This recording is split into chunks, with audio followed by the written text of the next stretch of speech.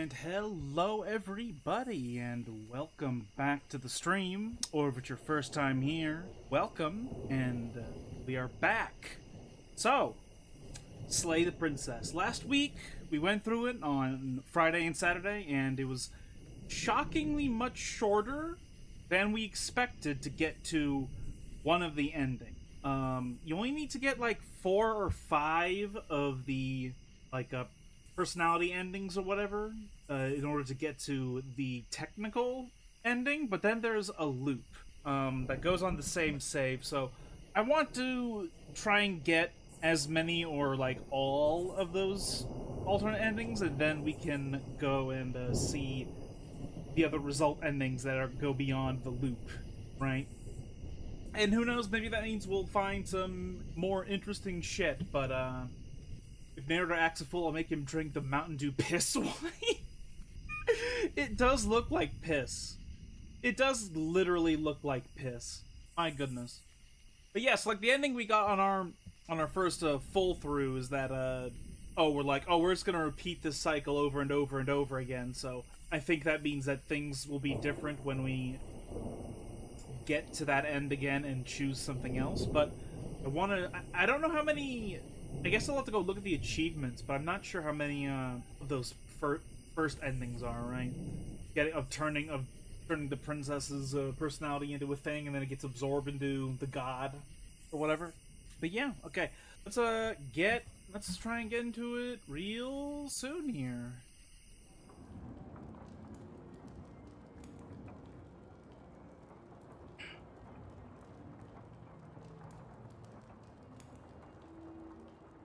Voice of the Pollo.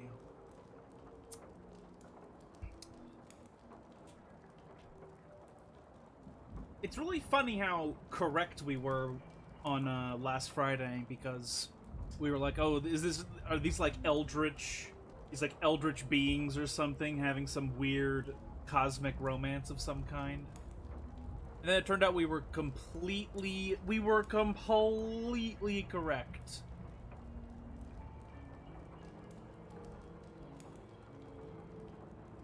Alright. Both ninth. You're on a path in the woods, and at the end of that path is a cabin. And in the basement of that cabin is a princess. So I believe the first one we tried to get that we failed to get was the beast, so that's like a good thing for us to go off of now. To go and try and get that one and then try to explore other possibilities. We also didn't get there was the nightmare, and then if you kill her as the nightmare, it leads into the wraith. So I think this time we can get the beast and the nightmare is what we can do. You're here to slay her. Let's recreate some of the things that we did to get the beast. What the fuck?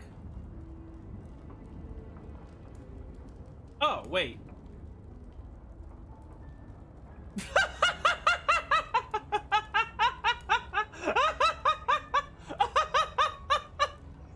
Okay. So the way the game is supposed to end, apparently, is that when it resets you back at the beginning, it just has you do the first dialogue, and then it goes to credits. And I didn't even vaguely... our song, Finish the Game, the good end doesn't count. Interesting.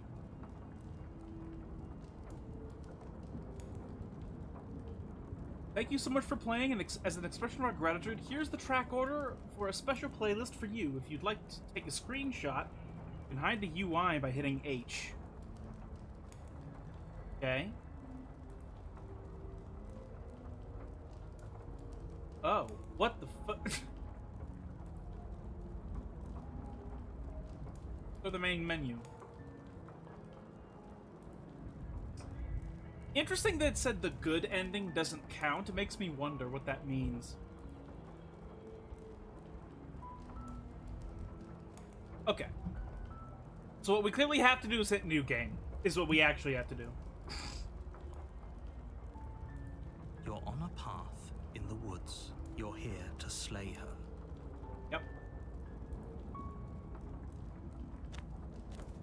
It's gonna be funny if it does it every time. The short path to the cabin. You'll find the princess within. A warning before you go any further.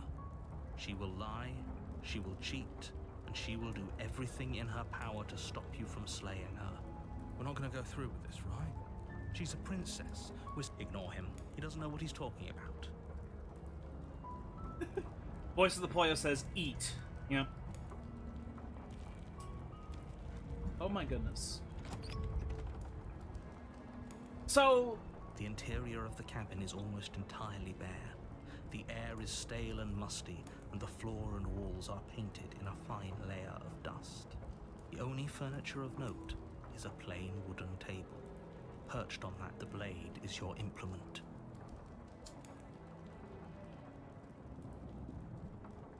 Keep forgetting that I have to click. Oops. Actually, also, I was having a thought process, and I sort of just immediately forgot what it was. But I think what we did to get the beast is we went down here. The door to the basement creaks open, with no weapon, revealing a staircase faintly illuminated by an unseen light in the room below. This is an oppressive place. The air feels heavy and damp. Her voice softly carries up the stairs. Hello? Is someone there? It's hypnotizing. It's the kind of voice you only have to hear once to remember it for the rest of your life. Don't let it fool you.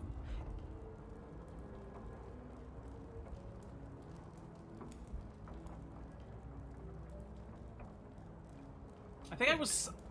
You're still listening to reason. It would be better if you had a weapon, but you may still be able to do what needs to be done.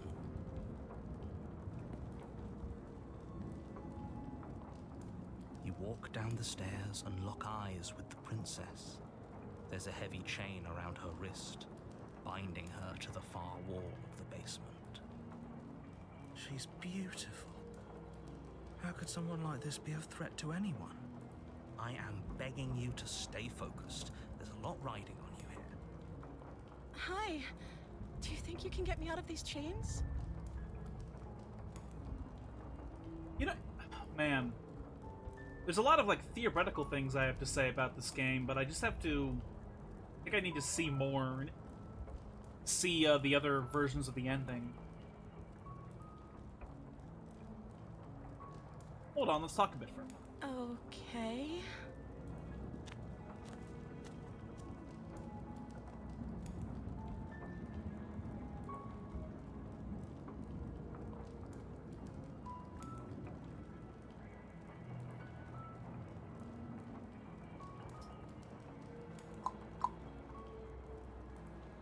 Oh, I think we did go back upstairs and retrieve the blade without saying another word. I think this is what we did. Thank you. You turn back to the stairs, intent on retrieving the blade in the cabin. Where are you going? You can't just leave me here. You'd better hope for your own sake that I don't slip these chains before you make it back down here. Slip these chains? She can't, right? She needed our help to get out of here. But do you hear the conviction in her voice? I know she has to be bluffing, but I'd hurry if I were you. I guess my thought process, that I don't know if I said this when we finished the game last week for the first time. Twitch decided to not let me use chat, and I decided to reload. Uh-oh. Excuse me, sneeze. Who the fuck is the narrator supposed to be? The narrator basically stated that he's some other sort of cosmic being that created us. The Long Quiet, or the Quiet Dark, or whatever the fuck. I think it's the Long Quiet. He created us, the Long Quiet, as a god construct that was meant to destroy the concept of death and change. You rush up to the first floor, grabbing the blade, both yours and the world's only possible salvation. And what I actually think is going on is very... Maybe this isn't necessarily what's happening, but one of the thoughts I was sort of having after last week when we finished it for the first time is that it feels almost like some sort of dance between these creation myth deities of like... I was sort of thinking of saying it like law and chaos or order and chaos, but also that doesn't make entirely much sense because we're talking about these things in such an abstract that, to be quite frank, when you think of like you know, the weak and strong forces of matter, very, very common thing for me to say to somebody. They don't really work against each other. They work in a direct harmony. So like, order and chaos are kind of like the same thing at the same time. Like you can make chaos out of math, but math can describe chaos, and so. But it's very intriguing because it's clearly, maybe it's not entirely meant to be understood in what it's exactly supposed to be, but the narrator did make it fairly clear that he created us in order to destroy death and create an existence within the world that is perpetual.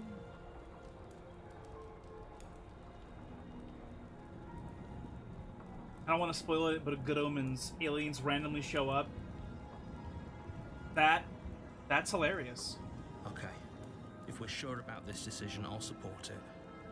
I suppose we have a world to save, after all. You slowly creep down the basement stairs. It's quiet. Where the princess sat only a moment ago, there's only I apologize. a severed arm. It's cooling. Probably make a lot of flesh gross still noises that chained you to guys the don't want to wall. hear.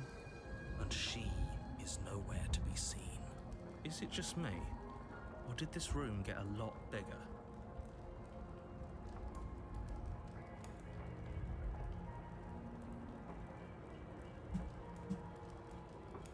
What? Why did it just have a screenshot happen? I didn't touch any of the screenshotting buttons.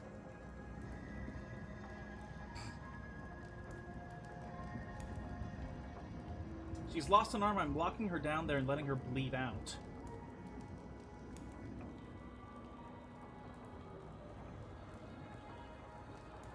Let's finish this. I don't remember which one I did. I think maybe I did this one, actually.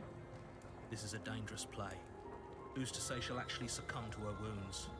She doesn't have a weapon, and she's missing an arm. You can finish this right here, right now. Character, I just got pulled over by aliens. Other character, did you count their nipples? Actual dialogue. What the fuck?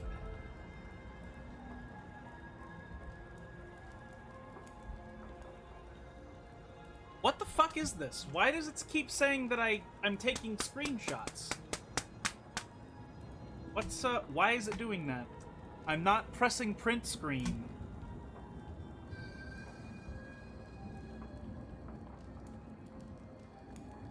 Lock her away. Tell you what, I don't know if it's the game or my keyboard, like, malfunctioning. I don't know why it thinks I'm taking screenshots. I'll even stay here for a while to make sure she's dead. You close the basement door. Oh no, Behind this you, isn't quickly correct. barricading it with a heavy wooden table that once held the blade. Okay, we can make this work. She has an awful wound, and we have all the time in the world. Playing jailkeeper for a while might make things... Okay, so never mind. This isn't, We're gonna get the nightmare again, I think. You settle in against the far wall. Which is approach the okay. basement door. Because that was one we didn't get last time as well. My favorite part of the love story is when the princess just stands there for 17 hours while the hero takes screenshots accidentally and gets confused. It isn't long before you start to drift off. your eyelids heavy with fatigue. But sleep doesn't come. Instead, your rest is broken by a piercing, wailing voice calling out to you from the other side of the door. I know you're still there. Why don't you make things easier on yourself and let me out? It's not like this little door will hold you very long anyways. It's probably a good idea to try to get back on my good side. She sounds terrified. Like she's less of the princess you saw and more like something out of a nightmare. As she violently rattles the door, you do your best to shut her out of your mind. When I get out of here, I'm going to pick you apart piece by piece. I won't forget what you did, and I'll never forgive it. So last week we did see this ending, or this sequence, so we can do it again. You don't know the kind of... It doesn't, no. We can sort of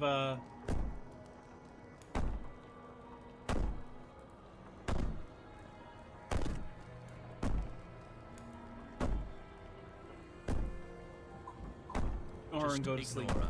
Maybe the banging and wailing will stop if you just don't. Yeah, so you put the princess's we've threats out of technically your seen mind this as best you before. can, and huddle up again. You jolt awake in the middle of the night to silence in the cabin. Where is she? Thanks for helping me get out of that awful basement. You try and stumble to your feet. It isn't all up. Whose side are you on? Yours, of course. So helpless. She steps closer. Yeah. One's We've seen this, so I can't take my time with you. You don't look well. What a shame. Your lungs stop drawing in breath, and your heart freezes in your chest. I'd say better luck next time. But we both know this is the end, don't we? if it's not the end, you fool. It can't be. I'm sorry, but it is. Everything goes dark, and you die.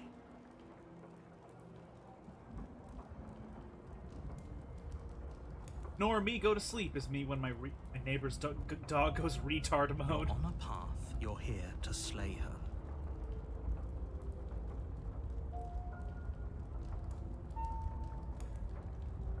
Gonna kill me again. If he doesn't remember what... Shh. That's a very... Shit. I think you'll... A warning before you go any further. She will lie, she will cheat, and she will do everything in her power to stop you from slaying her. Don't believe a word she says. I don't think lying and cheating is her thing. She was very direct with us last time. Or at least she was direct with us after we decided to lock her away. It doesn't matter. Don't trust anyone.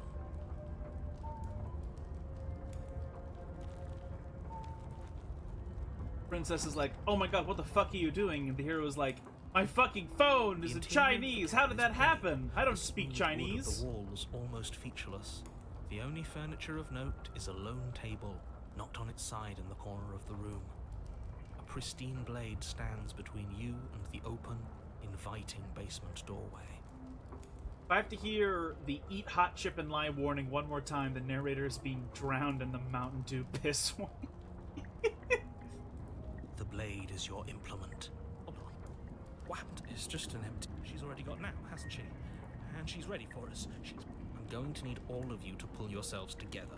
The princess has not already gotten out. But if you keep getting stuck in your head like this, you're going to struggle to get the job done. So deep breath in, deep breath out. Your task awaits, and only you can do it.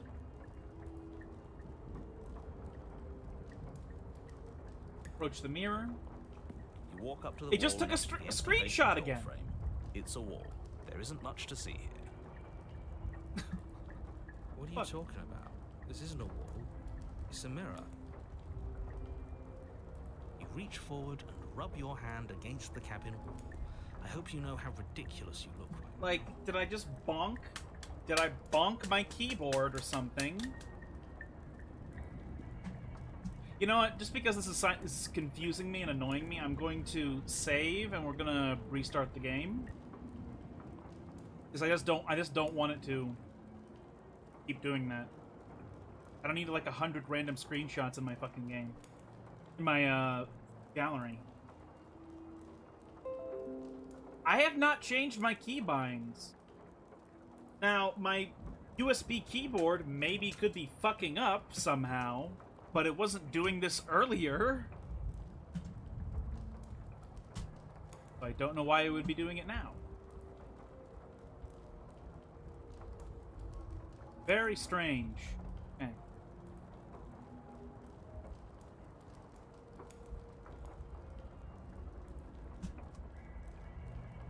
This is a love story. Yep. Between God and God.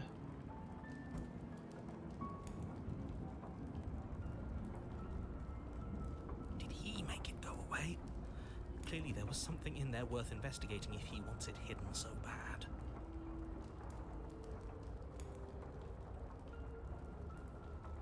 Anyone in your family? No. Nobody in my family does that.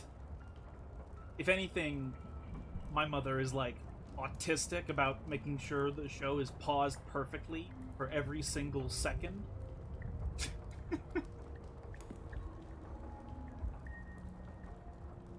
Oh my god. What the fuck?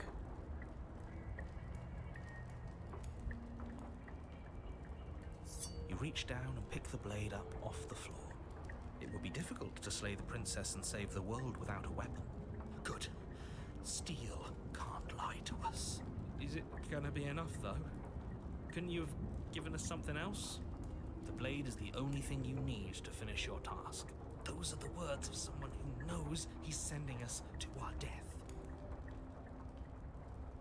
Well, cabin is different than I remember it being. Very different. I'm not the only one who sees her in the window, right? She knows that we're here. Calm down. Maybe the three of you just think everything is different because you haven't been here before. Enough of this past life nonsense. You haven't died. You certainly haven't been killed by the princess. So focus up. A lot's riding on this. Right.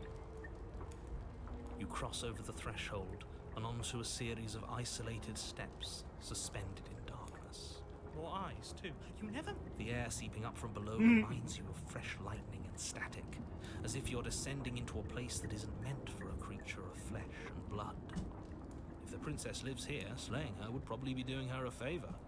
Her cruel and playful voice prances up the stairs. I didn't think you'd come back.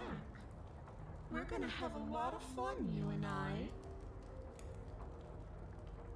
I googled the screenshot issue with the game. Seems to be just... Yeah, that's what I figure, which Okay, is annoying because it wasn't doing this earlier. Last time we were here, just being close to her was enough to kill us. Hold on a moment. I'm actually... You can't see me doing this, but I'm actually going to open up my fucking file explorer and see, like... This has been going on for more than a day? If I go into my screenshots, am I going to see, like, 100 fucking screenshots? Shit that I don't want. See?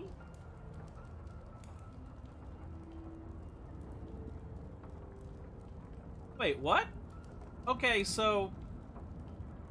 It says it's taking screenshots? But it's not taking screenshots. It isn't actually putting any image into my screenshots folder. So either it has its own unique screenshot folder, or it is bugging out in a unique fashion that's saying it's taking screenshots even though it's not taking screenshots. What?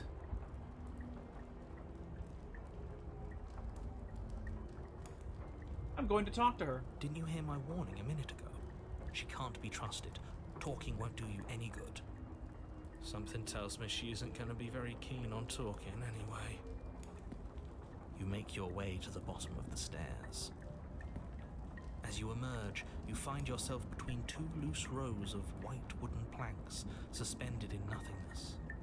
A smattering of cobblestones visible against the inky black of the basement mark where the floor should be, forming vague pathways. At what seems to be the end of the room, they diverge in opposite directions, left and right. I think last time we went right because we could see, because I was like, oh, let's go towards the eyes. Now we're gonna go left. She could be anywhere, and there's nowhere for us to hide. We're completely exposed. Are you really not going to comment on how weird this place is? No, I'm not. Somebody needs to be the voice of reason here, and it certainly isn't you. Excuse me, I'm being incredibly reasonable. You're the one who's just matter-of-factly describing whatever the hell we're looking at like it's an ordinary basement. Anthony Crowley, you get out of this man's head. Right this instant. Get out of this god's head. We're going to die down here. I don't want to die again. Please stop saying that. You're only going to make things worse. I wouldn't give it too much thought if I were you. It doesn't really matter. Because either way you go, I'm going to find you. Left, go right. Let's go left. You turn to the left. A faintly outlined path lies before you. There you are. I told you I was going to find you. As the princess approaches, your legs suddenly go numb. Your arms quickly follow. I mean, the voice of the paranoid is Ezefel? I mean, I don't know the show, so you tell me. This is it, isn't it? And you brought a little knife with you. Cute. There has to be a way out of this. Think. What did you do? Pull yourself together. She isn't supposed to be like this. I wonder how many times I'll get to play with you before you break. Your vision cuts out as your blood begins to coagulate. Your lungs pull in a desperate gulp of air as your eyes shoot back open. What are you doing? I'm working. And then experienced. Okay, whatever you were doing. You sure about that? You have seconds. Yes, I'm sure. Again, your eyes shoot open as you gasp for breath. Can't decide what you want to do, can you? Oh well, standing there gasping like a fish is more fun than dead. Even if you... She isn't attacking us. The why doesn't matter. She's already proven her ill intent. Don't lose sight of your mission. Your weapon is still in your hands. Liver, nerves. Oh! Wait a minute. Liver, nerves, heart, lungs. Liver, nerves, heart, lungs. How did that happen? Oh, you know why this is happening? Is because I'm not supposed to even be paying it. Okay, so what I realize is happening is that for some reason this game has screenshots key bound to the S key. So I've had my hands sitting on WASD, and I've been hitting the S key accidentally, and that's what the screenshots have been. What the fuck?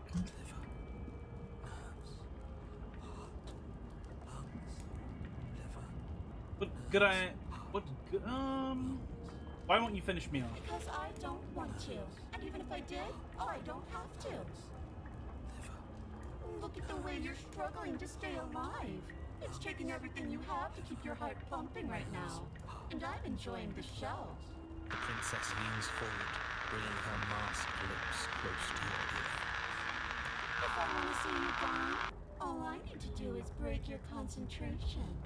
Heart, lung. She slowly runs her velvet glove across the base of your neck.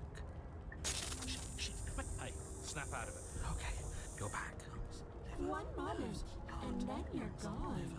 Ah, and there's the fear. She pulls away. But that wouldn't be very fun, now would it? I've already done that. Heart, lungs, liver, nerves. Heart, lungs, liver, nerves. Heart, lungs, liver, nerves. Heart, lungs, liver, nerves. Heart, lungs, liver, nerves. Heart, lungs, liver, nerves. Heart, lungs, liver, nerves. Heart, lungs, liver, nerves. Heart, lungs, liver, nerves. Heart, lungs, liver, nerves. All right. Heart, lungs, liver, nerves. Heart, lungs, liver. Does that mean wait, if so the princess is a bunch of concepts in one being, does that mean this one is her period because she's a fucking bitch? Something like that. I mean, we did basically say that we are gonna go fucking kill her, and then she did all this, so.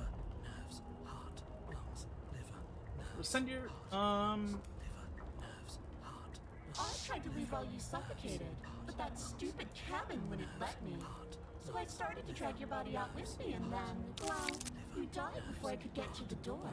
And then I was here, and now you're here too. I don't think I can move without you, and dead doesn't count. And as much as I love what we have going on, I have bigger plans than tormenting one poor little creature forever.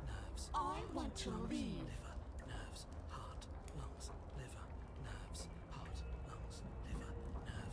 You didn't mean a lie. Why didn't you threaten me on the stairs? Why didn't you try being nice to me? I am being nice. You're alive, aren't you? And you died of fright as soon as you saw me last time. I didn't think keeping you alive was an option. But it looks like that's not a problem anymore. At least not for me.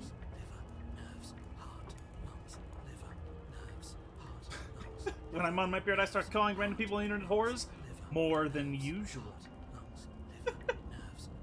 You seem miserable. So we know that if we kill her, we get the Wraith. We don't want that. No, definitely not. If you're what I need to leave this place, chances are you're pretty useful. I think I'll keep you right by my side. A little good luck charm to make sure I stay free. Don't worry, I'll make sure to take good care of you. I promise.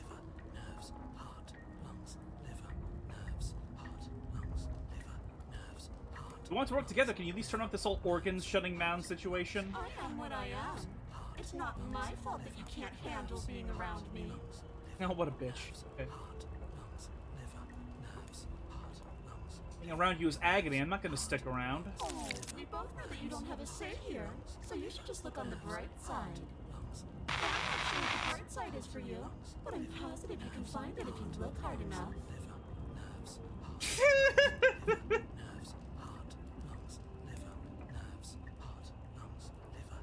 I don't think her killing me again.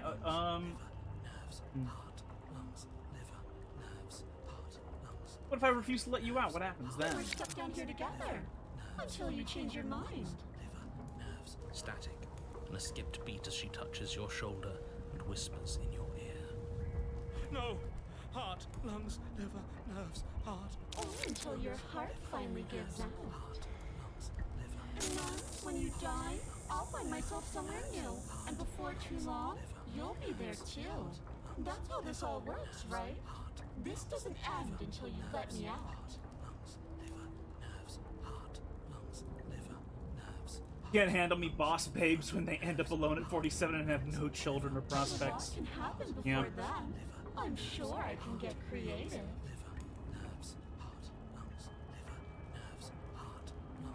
A lot can happen before then.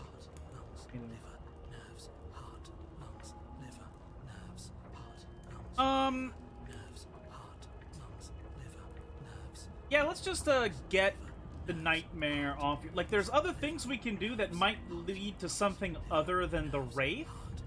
But for now, we'll just get the nightmare, and maybe on another run we'll say something different.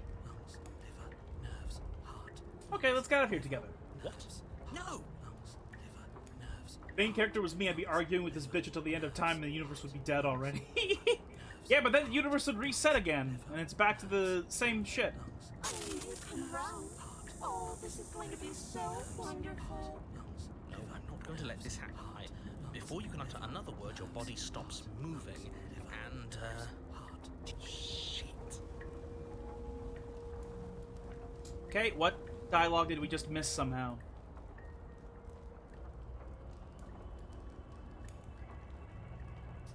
Do you think you could just wrest control away from us? This body is barely functioning as it is. Doesn't the world end if we fail to stop her? Won't letting us die here just make it end faster?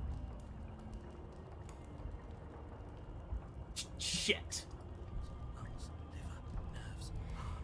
With a flick of the princess's wrist, the stairs slide back into place. I can't believe you're making me watch you damn everyone to torment and oblivion. Go ahead. I'll be right behind you. I don't trust having our back to her. You're not wrong, but maybe you should let me handle the feedback. Just focus on keeping us alive. I specifically learned the power to trap us in a pocket dimension so I can argue with her about every little thing and make weird assumptions about her, like when she adds to burgers. Fucking mayo burger ass bitch. Right. Besides, I get the feeling she's telling the truth. She needs us alive. How about you go first? What? Are you scared of turning your back to me? You don't have to be worried that I'm going to do something bad. You're too important to me now. What's interesting about the nightmare here is that this makes me really think of like an abusive relationship, where it's like, oh, I want you to be around me because you're useful, and I don't really care how much I'm making you suffer because you don't have a choice or whatever, you know. You probably put your cereal in water instead of milk. Piccadilly whore. Besides, what if I lost track of you and dropped the stairs on accident? I wouldn't want that to happen. And I don't think you'd want that to happen either. So go on. She urges you forward, like one might a reluctant pet. Okay, fine. You place a shaky foot on the first step and begin your ascent from the basement. You can feel the static prickling of the princess on your neck, your limbs buzzing with pins and needles, an uncomfortable and constant reminder that you exist, and that your existence is so very precarious. The inverse of nightmare is the one empty-headed version where she says, "What do you want to do? I want to do what you want." Yeah. We'll also go to that one and go to see what branch we get from that as well.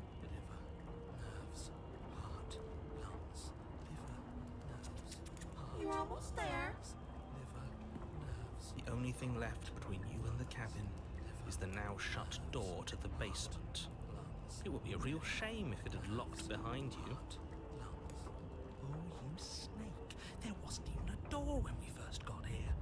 The door was from last time. I told you we shouldn't trust him. Did she just at us like a cat? Yes, that is literally exactly what happened. I know he's messing with us, but you can't lose your cool. We need you right now. Remember?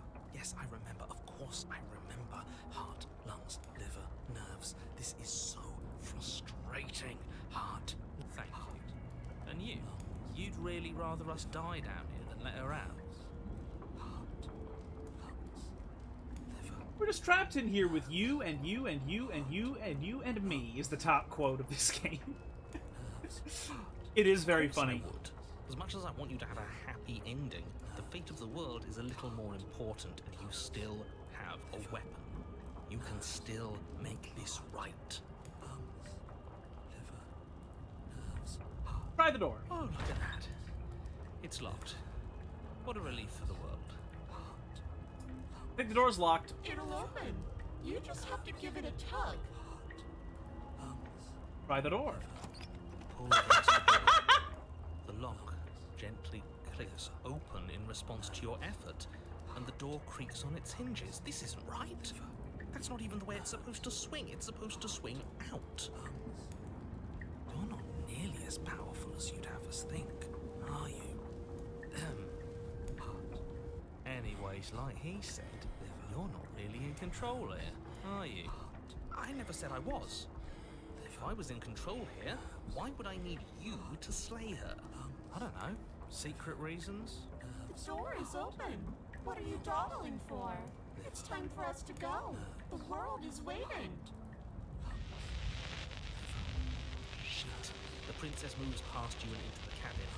This is it. This is your final moment to make things right. Kill her.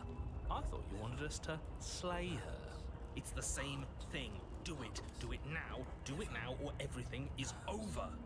Okay, what do we do? I said, what do we do? Oh, do you want to hear from me now? Yes. Well, I thought you needed me to run the autonomic nervous system. We do, but this is important. Look, I'll even do it myself. Just tell us who to trust. Brain? Heart. Right. Lungs. Lung. Liver. Okay, thanks. I got it. Or just keeps flickering like she's playing MMO on Brazilian internet with a loud-ass family in the background. Yeah. She's got the wall hacks. But somehow, for some reason, needed me to do something. You're terrible at this. I know. Doing my best. What are you doing? God damn it! Doing my best. Yes, it's very hard to stay focused on running things when other people are talking to you, isn't it? Heart, lungs, liver, nerves, Ping is so bad the map is literally not loading. lungs. Finally, I can talk. Now, what were you asking me? Running everything kind of feels like popping in and out of consciousness. It's easy to lose track of things. They were asking you for your blessing to trust me. Oh, that's right, yeah. Fuck this guy.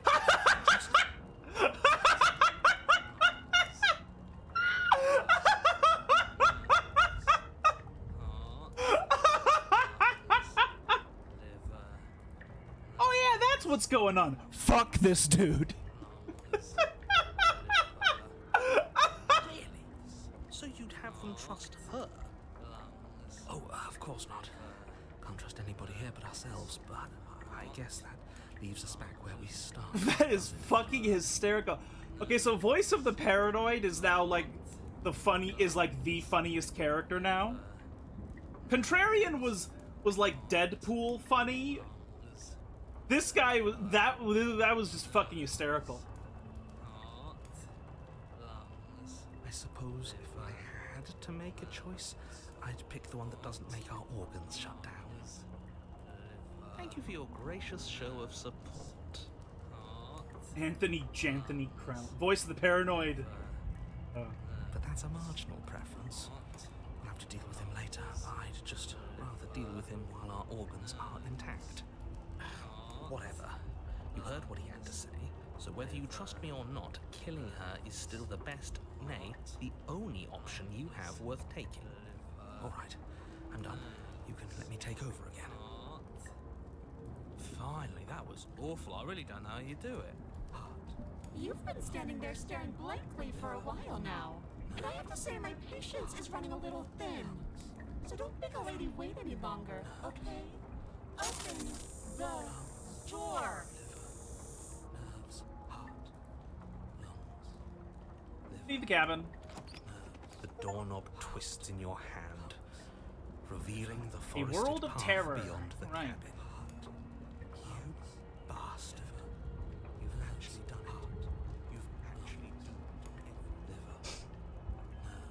Heart, bongs, balls, glurt. Liver. It's so beautiful. I can't wait to ruin it. I got a unique achievement for this ending. But it's so cold, too. It's itching against my skin. Princess exhausted slumps to the ground. Why is it so cold?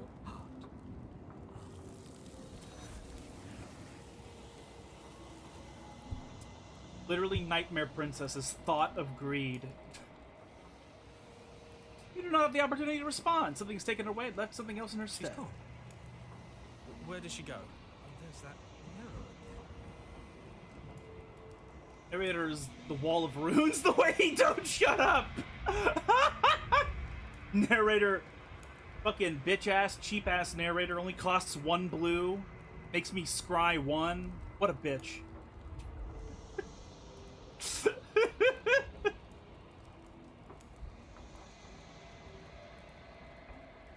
Narrator's gone. Yes.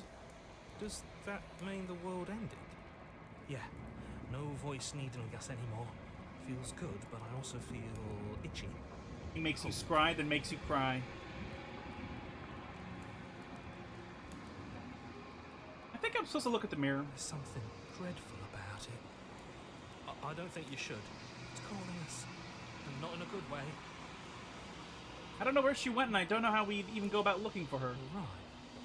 She's gone. It's just us and that awful thing. I should feel better with her gone. But I don't. Approach the mirror. I'm begging you, don't do this. Mirror never scared you before. It's different now. It feels, I don't know, final.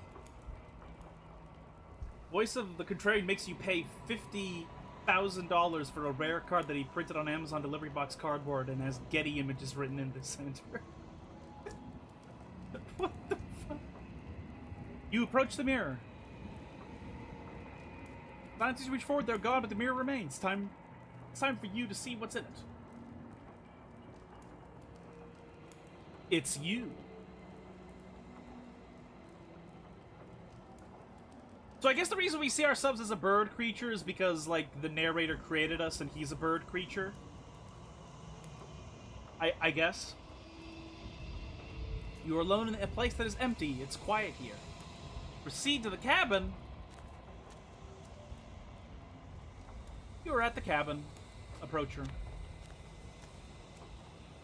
Something finds me in the long quiet and brings me the gift of a fragile vessel. So yeah, we are the long quiet, and she is the shifting mound. And the whole idea is that the narrator created us to destroy her so that he could bring about the end of change. But what's intriguing is that one of the endings you can do is you can go out into the world with her. And the reason that's so strange to me is because arguably death and change and just all that stuff in general, that all happens normally. So isn't her going out into the world just the same thing as the world returning to normal? But then there's obviously this philosophical concept of, oh, well, an existence without change could be different and could be happier, where all people stay the same at all times. But that's so abstract. It's not even something you can really imagine. Like, what does the matter universe look like if change literally never happens? Does life even exist?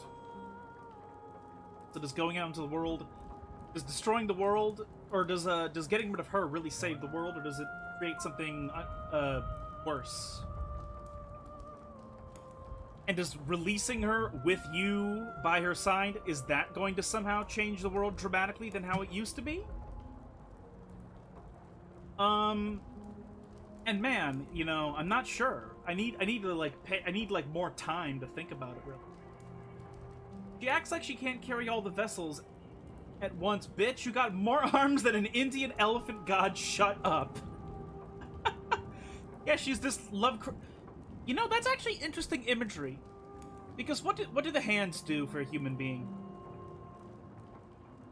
They let us they let us do is what they do. I don't even mean that as like a meme. They let us do.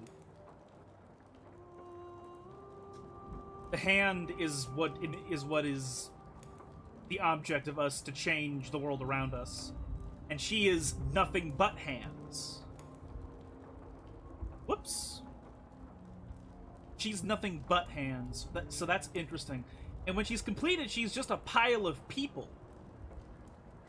You know, she's a shifting mass of naked women, which sounds fucking crazy, but it's totally actually fine for Twitch.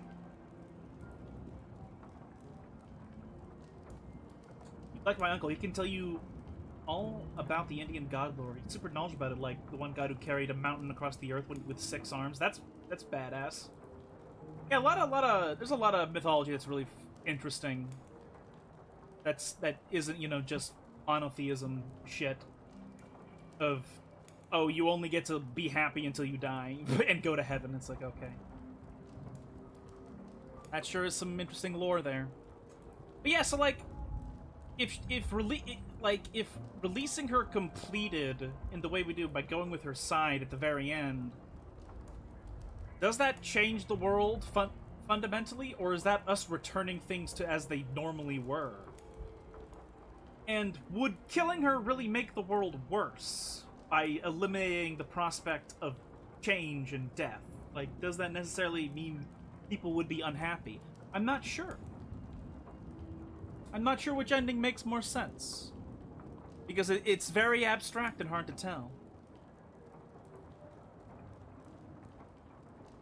What are you? I am solitary lights in an empty city. What are you?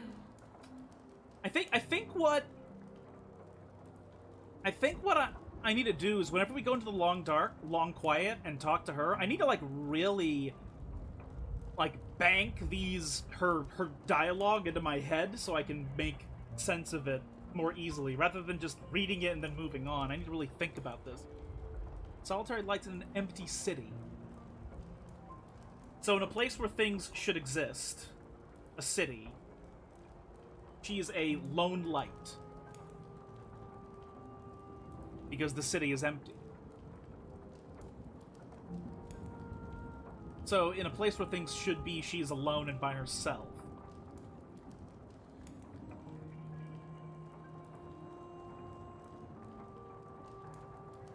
What do you think? Solitary light, what do you mean? Thoughts without connections. A dim and nascent network. Right. I wish to be more. She wants to be more than just a light. She wants to be greater than that. He's like, I am a Lofi video playlist of Russian Doomer guitar music with 2 million views. What do you think I am? I think that you are like me. Wait a minute, I asked her that last time. I'm stupid. We are oceans, reduced to shallow creeks. Right, so we're supposed to be vast, but we are small. It's a fragile vessel. Yes. Nerves and fibers to feel the worlds beyond. Perspectives to make my own. Okay, so I think from a literal standpoint, she has literally said, I am an incomplete, eldritch entity. And she says, and she thinks that we are exactly like her as well. We're incomplete entities.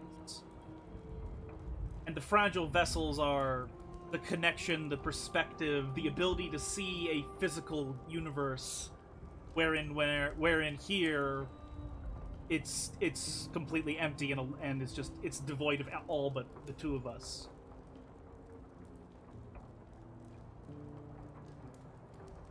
So by having any of the personalities of the princess, she has a perspective of what things beyond nothingness are like.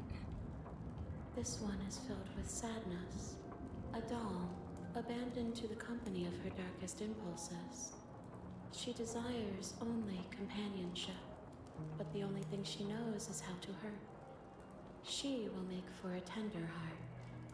Interesting. So she's an insecure abuser. Is what you're really saying.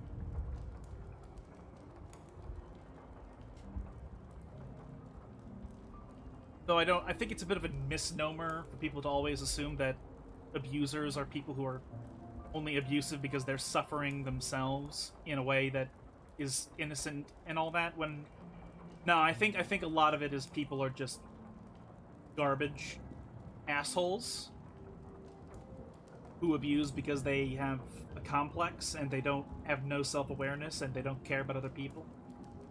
But I can buy into the princess's personalities being a bit, I think it's fine to assume better of them for the purpose of the story. Do not mourn her. She has finally found her way home. Interesting.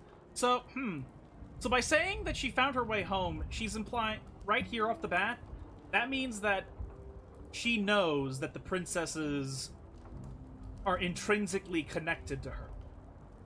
Even though they are distant fiber and sinew that she doesn't have the ability to bring into herself without help.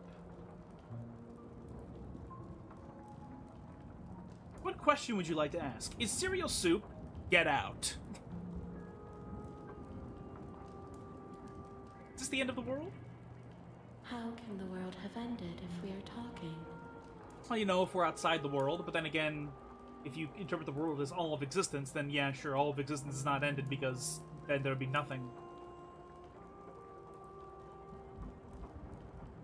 Let her out of there! I'm sorry.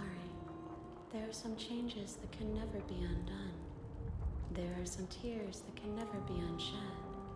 This is not a place that can hold a fragment of a concept. The moment she arrived here, she was going to return to me.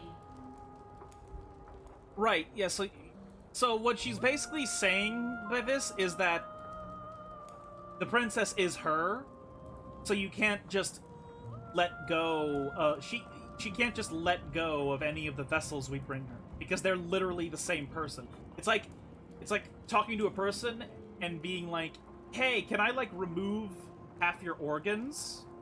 Because there's a person inside of you, I need to get them out of you.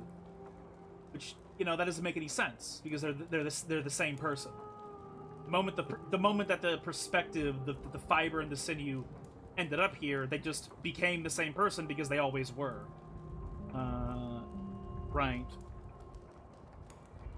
I promise that it doesn't hurt. This is a platitude completely and utterly meant to comfort, which is kind of obvious, but at the same time, you might get confused and think she means that they are two different beings, but they aren't.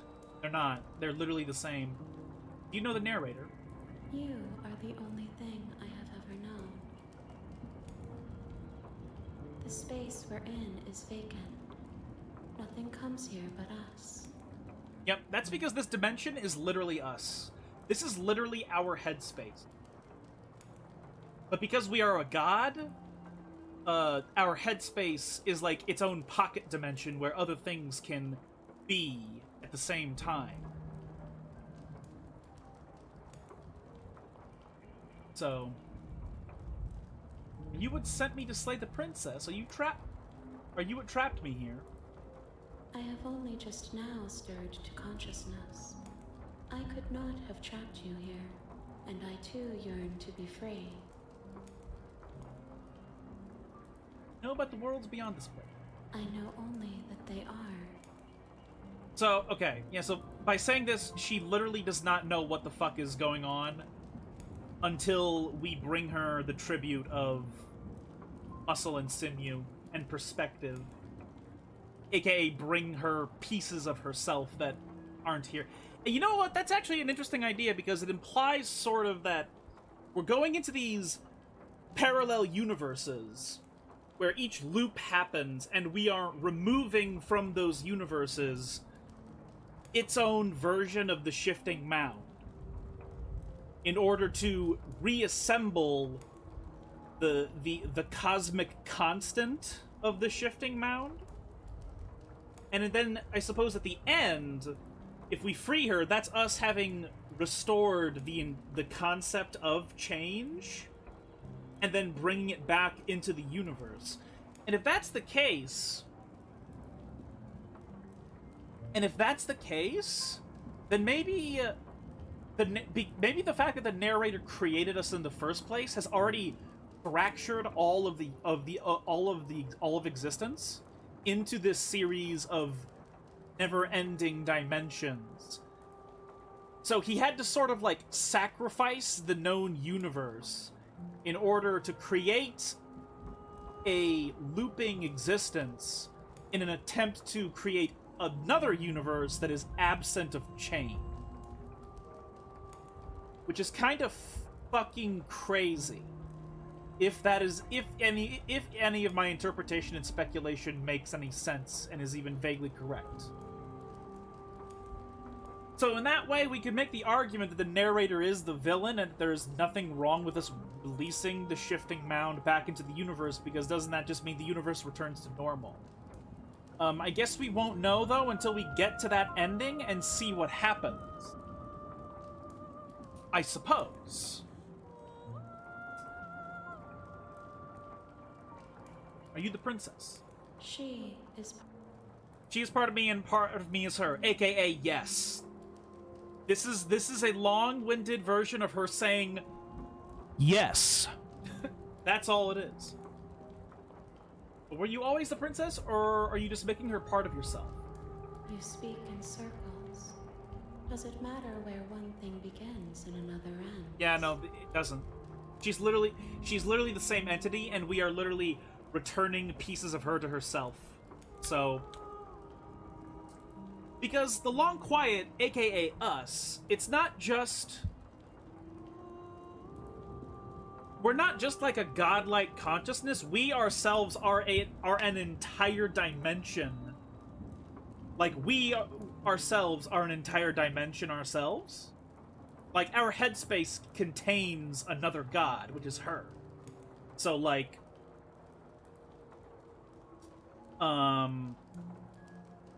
we ourselves are a god, and so I suppose the endings really do encapsulate the idea of, I sort of had a thought process going, and then it sort of deteriorated. I might re-pick it up again later, though. She has the audacity to say we're the ones speaking in circles. Good lord. Oh my tub, the audacity. Well, she is an eldritch entity that only has one piece of her personality returned to her. So... You know what? I want to try something that I've never tried before. Attack the entity! Your will cuts across the entity in front of you, but nothing happens.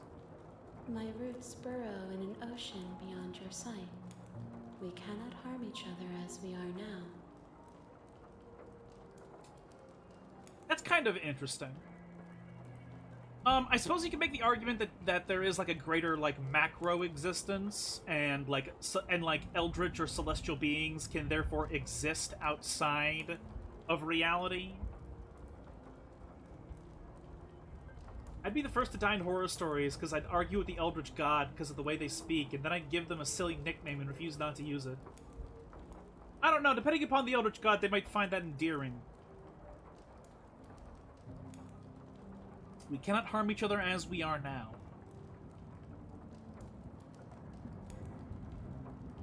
I suppose maybe what this means is that what we see of each other right now are just projections of ourselves, and we are too abstract to just physically interact with one another in like a normal fashion. I feel like most gods have a stick up their ass. I mean, in a lot of mythology, that's exactly how it is. In fact, all mythology that sort of like teaches lessons about avoiding the mistakes of the gods is kind of just there in order to have that sort of placement for human beings to understand the consequences of their actions and their behaviors. So yeah, a lot of gods just they're just stick end, you know. The reason I like Lovecraftian gods though is because their own emotions and feelings and goals are just beyond your understanding. And so, like, you can't even say they have a stick up their ass because you don't even really know what they want, or even what they are entirely, or what they represent, or, you know.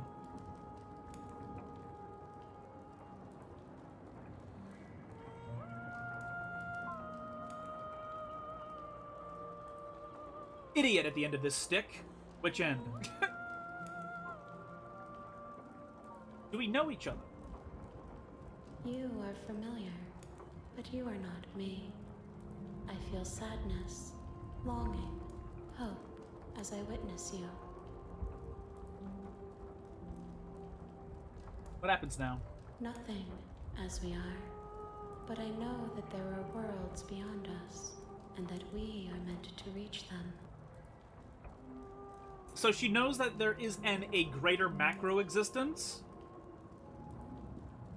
So that there is a greater macro existence that we know of beyond... that maybe beyond... Maybe, okay, so maybe the narrator didn't need to destroy all of existence in order to reshape it into what's going on now.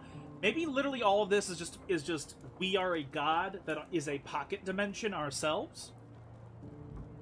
And all this looping is the narrator trying to make... Well, actually, no, the narrator would have fundamentally changed the entirety of existence if he already removed death and change, or just change itself, entropy.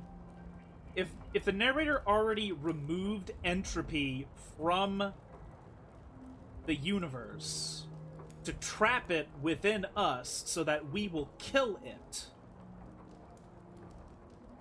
Does that mean does that mean the worlds beyond that, you know, the worlds beyond us, does that mean the worlds beyond us now are lacking in entropy, or do they still have entropy? I suppose that if the narrator could get away with changing the universe without destroying the essence of entropy, that he wouldn't then need us to kill it, because we would just be trapped in here with it forever. So maybe when she said that our roots exist elsewhere, maybe she means that our roots do exist in the greater universe, but we're currently, but our consciousnesses are currently trapped here. I trust Hemi understands the entire story, even if I don't. He looks like he does. Yeah, I agree.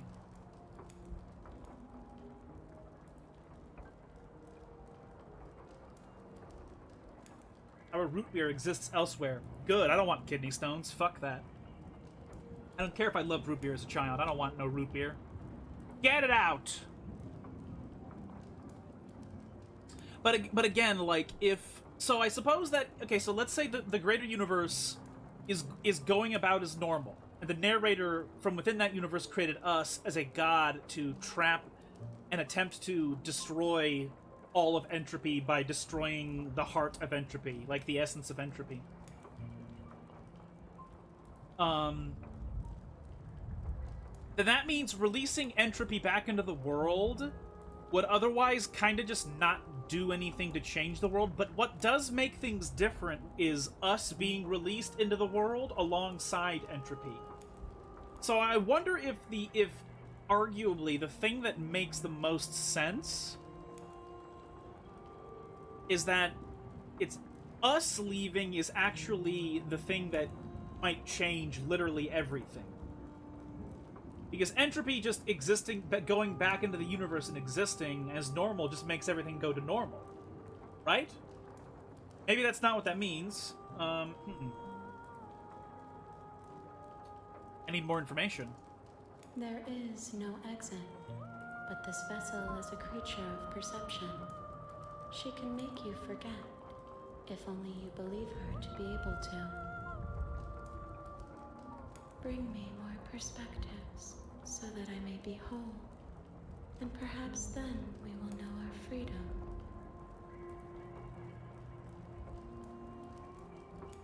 Aren't you scared that I'll find a way to kill you? I have not lived. I am not afraid to die.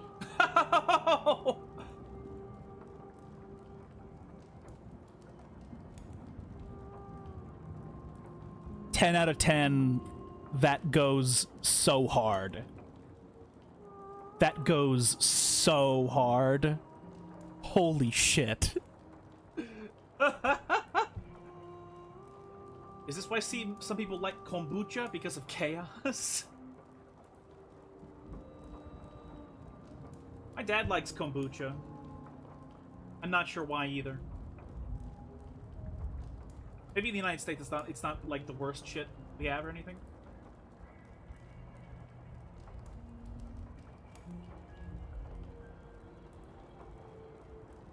I was sent to slay the princess to stop her from destroying the world. If I help you, is that what you're going to do? You ask of things that cannot be done. To destroy is merely to reshape, to remold. That is true. I think the last time we saw her say this, I said the exact same thing. I said, that's literally true, because energy cannot be destroyed, and matter can't technically be destroyed, because if it turns into energy, it therefore can no longer be destroyed, and then energy can, in turn, then create matter from particles. So yeah, like, technically you cannot destroy everything. But it's also kind of a moot point to say, because it's like, when we say destroy the world, we mean, are you going to fucking kill every innocent person that has ever lived? And so she's kind of being obtuse by saying this, but at the same time, she's an incomplete being. And I think that this is just her way of just I think a lot of the things she says are her saying that she doesn't know what the fuck is going on. You know? I think a lot of the things she says are fancy ways of saying, I don't know. You're being semantic. What are you going to do if I help you? How can I know? I am flickers in something sprawling and unilluminated. Sprawling and unilluminated. Right. So, again, this is her just saying, I don't know. How would I know? What do you mean, dude? I don't know. My mind isn't even fully completed yet, dude. Like, what do you mean? I don't know what I'm gonna fucking do. She ate a thesaurus. Yeah. Don't get me wrong, like, I understand why this is a frustrating way to have dialogue with a character. In any context, book, game, movie, otherwise. I understand. But I can't help but, despite being confused, think it's really fucking cool. And just like it.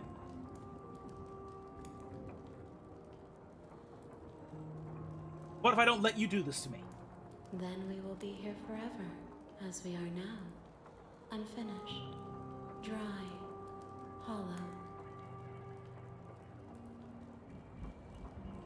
I'm not gonna lie, I do sort of wonder if, because here's the thing.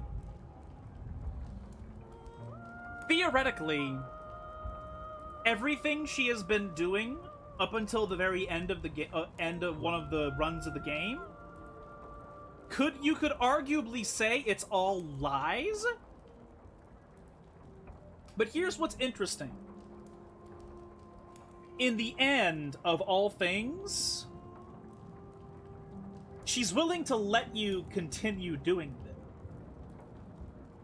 So, it can't exactly be a lie. Because what's the... here's the thing. Unless you're a person who's like a retarded, compulsive liar, or you're a child... people don't generally lie for no reason. They lie because they want to get something. And in the case of somebody who's stupid, they'll lie for they're so dumb they'll just literally lie for no reason. And in the case of a child, they'll lie because they're afraid of consequences that probably don't even exist. And so when a thinking entity is lying, it's lying for a purpose. It's lying to get something out of you. But in this story, as we know so far from the one ending we've gotten, where we reset everything, she didn't have to necessarily let this happen, Like, she didn't necessarily need to let you reset everything. It could very well be that she wasn't lying at all, because there was nothing for her to gain if she could have stopped this from happening in the first place by not letting you reset everything. Then again, maybe when we go and we do another ending, it'll be revealed to us that she was lying. So there are definitely some answers that are only going to be gleaned from seeing the other endings, like the ending where we escape with her or something.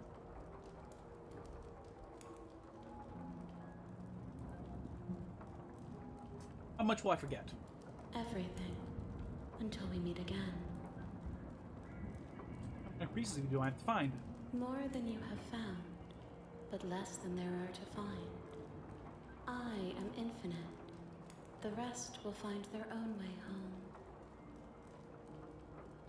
Okay, make me forget. She asks that I tell you to remember her. Which is kind of funny, because this is functionally her saying, I don't really want to forget about you, but this is going to make us both forget. You won't.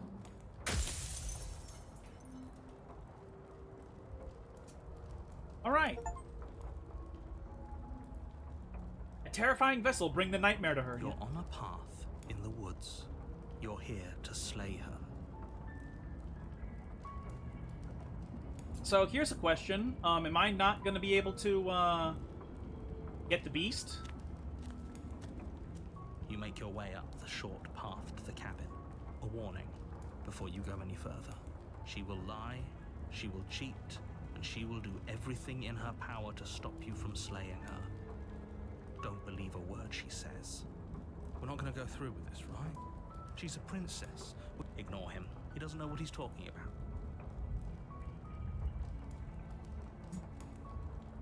Not. Why did you swallow the nerd personality? The interior of the cabin is almost entirely the blade is your implement. Let's try and get the beast again. The door to the basement creaks open, revealing a staircase faintly illuminated by an unseen light in the room below. This is an oppressive place. Her voice softly carries up the stairs. Hello? Is someone there? Imagine this game ends as lame as Alduin's fight. Isn't it kind of incredible how you can have a visual novel that has minimal gameplay? It's literally just dialogue. And yet you make a better game than a AAA studio 13 years ago when games were supposed to be better. You just drag and shout her into the wall and she fucking dies. It really pisses me off in Skyrim in particular because, like, there's so many crazy lore things that happen in the main quest and they just go by casually and it's like it doesn't feel like any revelation has happened. Alduin is literally a demigod because he's a fucking fragment of Akatosh who is supposed to usher in the next cycle of all of existence by destroying the afterlife. And yet the fight is just so stupid. Wait, shit, do a fight. Yeah, basically. It's hypnotizing. Don't let it fool you. Good. You're still listening to reason. Again, I want to try and get the beast. I don't know if I Would be can. better if you had a weapon. You walk down the stairs. I am begging you. Hi. Talk a bit first. Okay.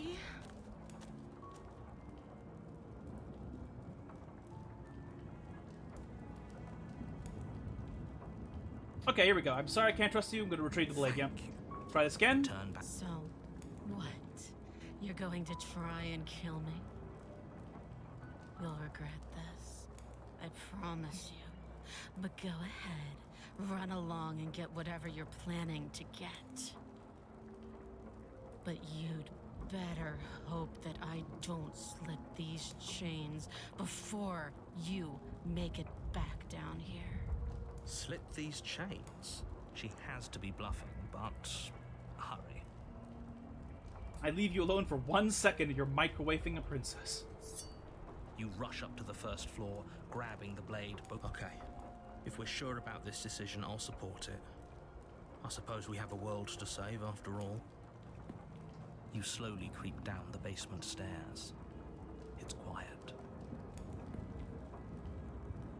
Where the princess sat only a moment ago, there's only a severed arm, its cooling flesh still chained to the wall.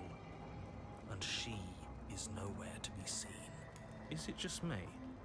Or did this room get a lot bigger?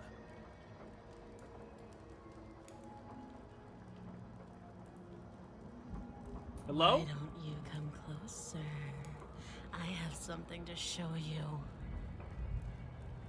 Let's finish this. Your eyes dart to the corners of the room. You don't see her. Just gonna... Where is she? Here we go. Close the door behind you. That... Close the door Okay, behind we're gonna get the beast Almost ending. magically, its locks immediately click into place. Maybe they'll open if you finish the job.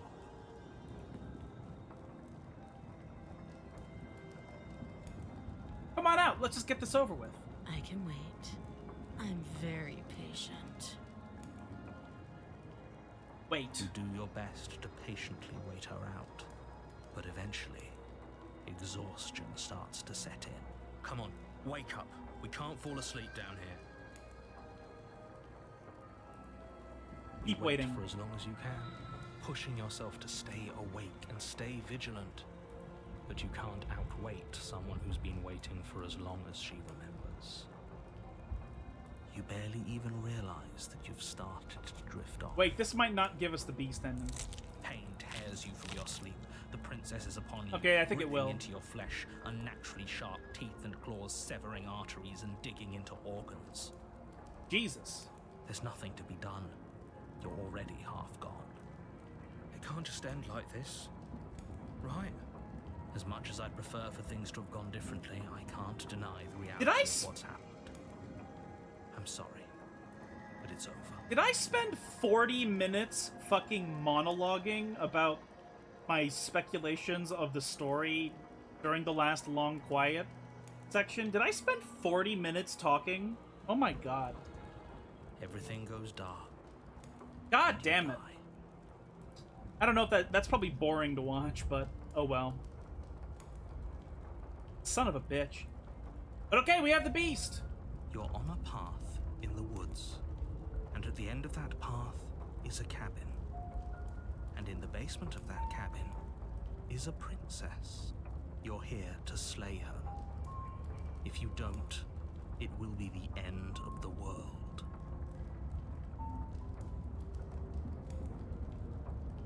Spent 1 hour and 20 minutes being mean. Did it kill me again? Again? People don't die twice. Unless If he was doesn't remember zombie. what happened, then maybe it's best to keep it that way. If he doesn't remember what happened, then something else must have trapped us here. You're not trapped here. Nobody's forcing you to do anything, though the only sensible thing for you to do right now is march up to that cabin and slay the princess.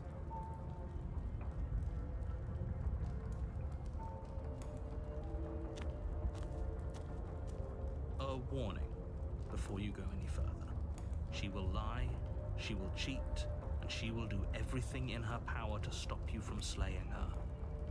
Don't believe a word she says. Does a cat lie to a cornered mouse when it plays with its freedom? Or is it just acting out its nature?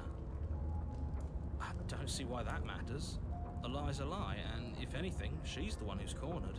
She could have gotten out of there whenever she wanted to. We should trust nothing that she tells us, only what we hear and smell. That's a very roundabout way of saying that you should listen to me and take this seriously. Maybe.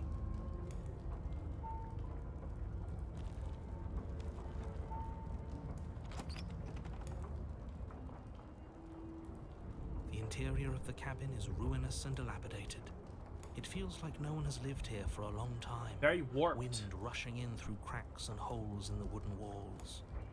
The only furniture of note is a termite-eaten table with a pristine blade perched on its edge. The blade is your implement. You'll need it if you want to do this right. Mirror, always do Walk up this. to the wall next to the basement door. It's a wall. What are you talking about? This isn't a wall. It's a mirror. You reach forward and rub your hand against the cabin wall. I hope you... There was a mirror a second ago, and now it's gone. I don't know what I want to do with this. Here. Right this. I'll take the blade. You take the blade from the table. It will be difficult to slay the princess and save the world without a weapon.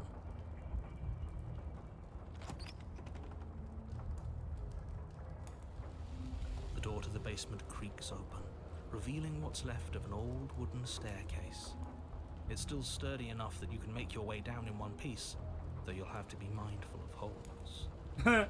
Holes. The air seeping up from below is oddly warm and wet, as if you're descending into a jungle. If the princess lives here, slaying her would probably be doing her a favor. She growls up the stairs.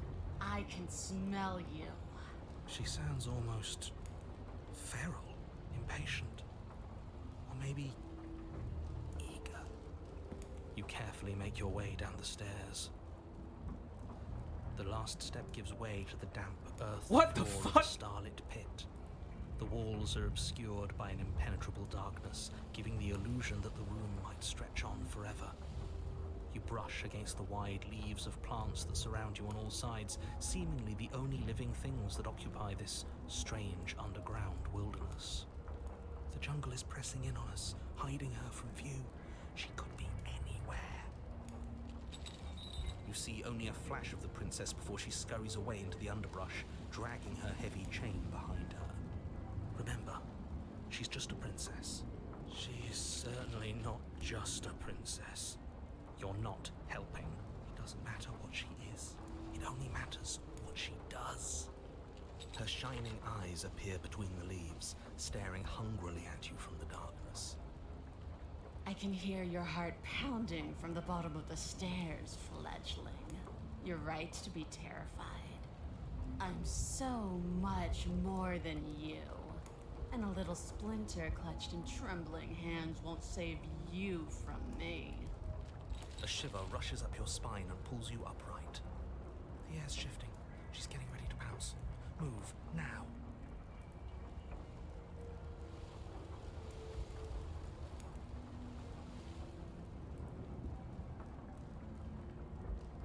We don't have to kill each other, you know that, right?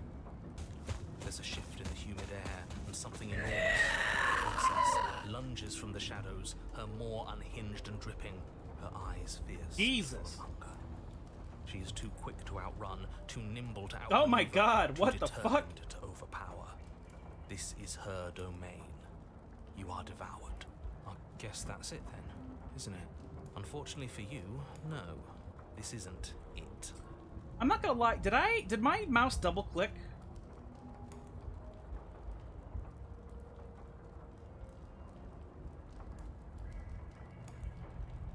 No, that I didn't click through anything. That was supposed to be as crazy fast as it was. You are in a dark, What the closed-in fuck? place. A thick, What fibrous the lining fuck? constricts around you, its slick surface impossible to grip. Your hands scrambling uselessly at your surroundings as they compress in on you. Your lungs can barely expand in such a tiny space. Not that the humid, finite air grants you more than a few shallow breaths at a time. The reason this is so funny is because pre-internet, this would be scary. This is like body horror. This is like, oh my god, I've been eaten. Oh my god. But because of the internet, just the connotation of knowing that people get off to this makes this into a meme, even though in reality it's very scary. And I'm not gonna accuse the fucking game developers of doing this for a kink purpose, because I think they're doing it as a complete and utter horror purpose. But it's kind of fucking crazy. You spoke when you needed to act. The liquid pooling beneath you starts to seep into your skin. You itch, then sting, then burn as the acid begins its slow work. When I killed you, I tried to leave this place, but it wouldn't let me. You belong down there, it screamed at me. The world is better off without you in it. The flesh around you rumbles as the princess begins to move, her thundering footfalls twisting you helplessly about. Your skin protests as the corrosive liquid sloshes around you. There will be no respite for you in sight. The burning grows stronger, and you can feel layers of you being peeled away. Really, bitch? Right in front of my mochi? But you don't belong down here. You came from somewhere else. You came from out there. So I consumed your dead heart, and I carried it in my throat, and I draped what was left of you on my back, and I threw myself against that door. She stops, her muscles tensing around you, and through the muffling layers of her flesh, you hear the whine of straining metal. And with a pop, she lurches forward, your body lurching right along with her. Her chains, she's loose. But even then, it denied me freedom. You cannot fool me by draping yourself in decay. I know your true nature, and it is suffering. Okay, this is interesting dialogue, because this implies that the narrator can talk to the princess. That's what this implies. That when she tried to leave the cabin, the narrator is able to prevent her from leaving.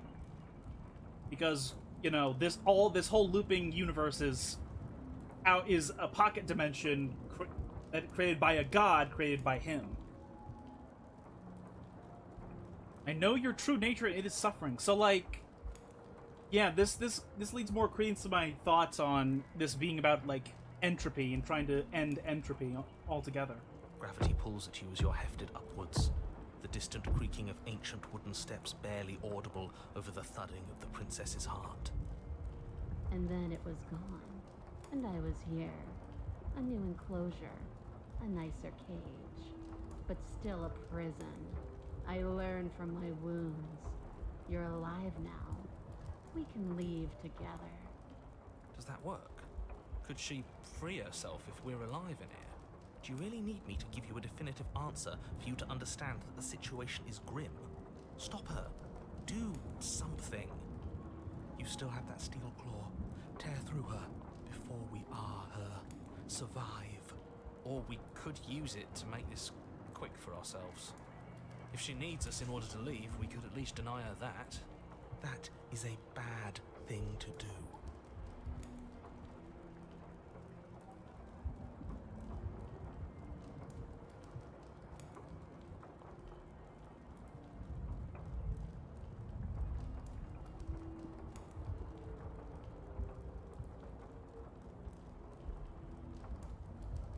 Fuck you! Kill yourself. Can you talk to the I cabin? understand it. And it understands me. Talking is for those who don't know how to listen. Okay, so the narrator can't talk directly to her. But...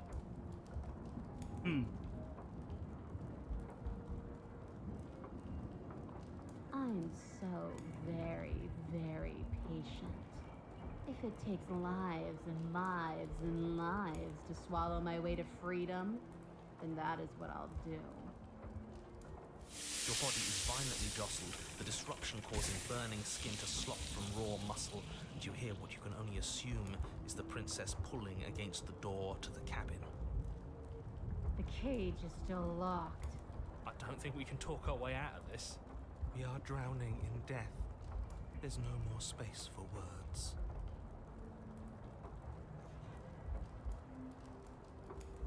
I told her, if you don't let me out, I'll kill you.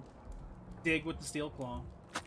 Though you have little room to move, you use what strength you can muster to drive the blade forward into the thick walls of tissue digesting you. I can feel you tearing through me, but are you swift enough for it to matter? She got irritable bowel syndrome. Jesus fucking Christ. The cabin door. Your flesh screams as your reddened, spongy body is hit with fresh waves of blistering acid. You can't hold me forever.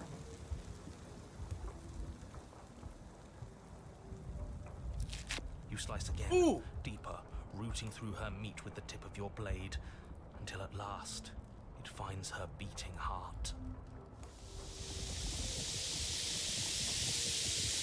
But will can never truly exceed the limits of the flesh. Damn it!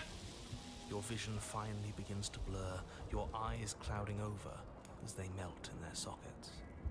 What little air remains in this rancid stew of flesh and slippery organs is finally too foul to breathe, and your lungs mercifully give out before you have to suffer another burning, liquefying moment. Everything goes dark, and you die. I have no idea what is going to be this next go-around. The Wild, okay?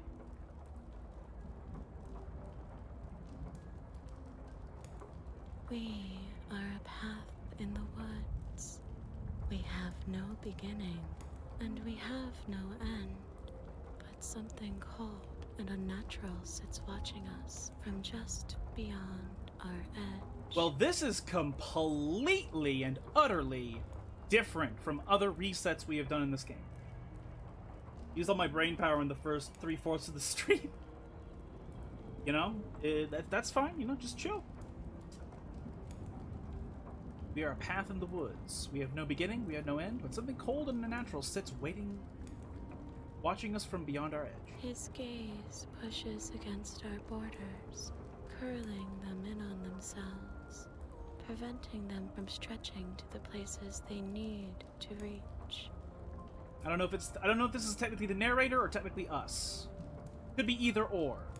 Because this dimension is the Long Quiet. It is us. It is a pocket dimension within us because we are a god. The narrator created us, though, so he could also be the one that's technically, you know, his gaze. But I'm not sure. No, that's all wrong. You're not a path in the woods, you're on a path in the woods.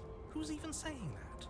That's not the princess, is it? Oh no. How many times have you been here? I think this is our third? That's bad. That's very, very bad. It wasn't even supposed to reach 2. If you're at 3, well, no wonder things aren't the way they're supposed to be. This is so intriguing. Like, you hear this distorted tune? Like, all the music has been replaced with just her voice and distortion. Let's get our facts straight. What happened last time? What could you have possibly done for things to be like this? The thing that sits beyond our Okay, edge she's speaks his logic into us. He tries to grasp at things that cannot be grasped. Okay, so the narrator is the thing that is beyond her walls, right? He tries to stare with wide pupils at that which can only be held from the corner of the eye or with a passing glance. Where did the voice of Anthony Crowley go? We need him to explain this. Shut up. The rest of you, talk. What happened? What did you do? The paranoid voice went away with the last cycle when we gave the nightmare to the princess. Can she hear us if we talk? I can hear everything, little one, but you don't have to be afraid of me. There's no place where you end and I begin. Nothing can hurt you here. Not anymore. Interesting. So she's like become the dimension in this stage, in this go about. She is literally encompassing the whole dimension. That's just because she devoured us and we dissolved away. We don't even exist as a body anymore. Voice of the broken. We're still here, though. And if we're safe, isn't that better? She ate you. And now you're convinced that you're stuck together. What a mess. He doesn't understand. We aren't convinced of anything, and we aren't stuck together. We're one. This is how we're supposed to be. Can't you feel it? I guess that's it then. This is us now. We're the woods. Okay. This thing watching us, what is he? I'm not watching you. I'm trying to help you. That's not an answer to our question. I don't know what he is. I only know that he is something other, and that he wishes for you and I to tear ourselves apart. I do want that, but only because it's in your best interests. It's in everyone's best interests. You won't be able to slay her unless you remove yourself from her. He wants us to kill each other. I don't. I want you to kill her. Don't be charmed by her faux solidarity. You're not in this together. Except the ending proves that we are, because you literally created us to do this. So you trapped us within a singular deterministic purpose. So yes, you did in fact trap two gods together in here, trying to play God yourself by changing the entire universe by removing entropy from it. She's the only one who poses a threat to the world, and she's trying to make you go along with it. You don't have to enable her, especially when you have what it takes to stop her. We're just stuck here with you and you and you and me. Yeah. God damn it. Bumping my mouse and changing the mouse sensitivity on it.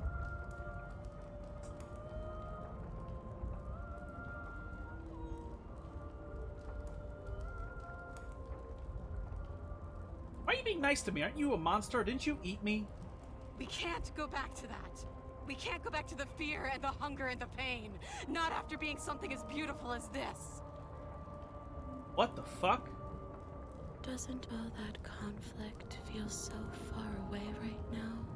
So petty? We've been posed against each other by something that understands the strength of our unity. This game is so fucking fascinating.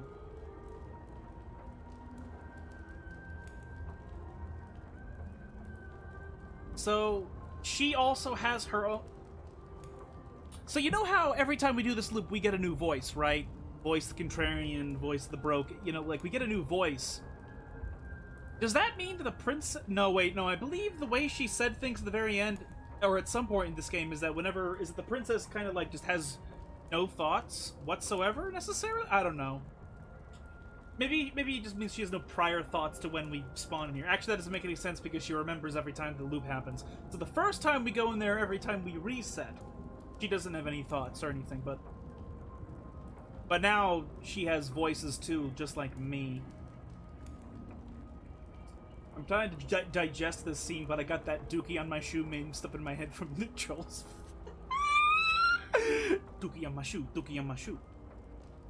I can feel a thumping, a heartbeat, like a distant terror that keeps getting louder the more we pay attention. Please, stop. If you let it in, we'll fall apart.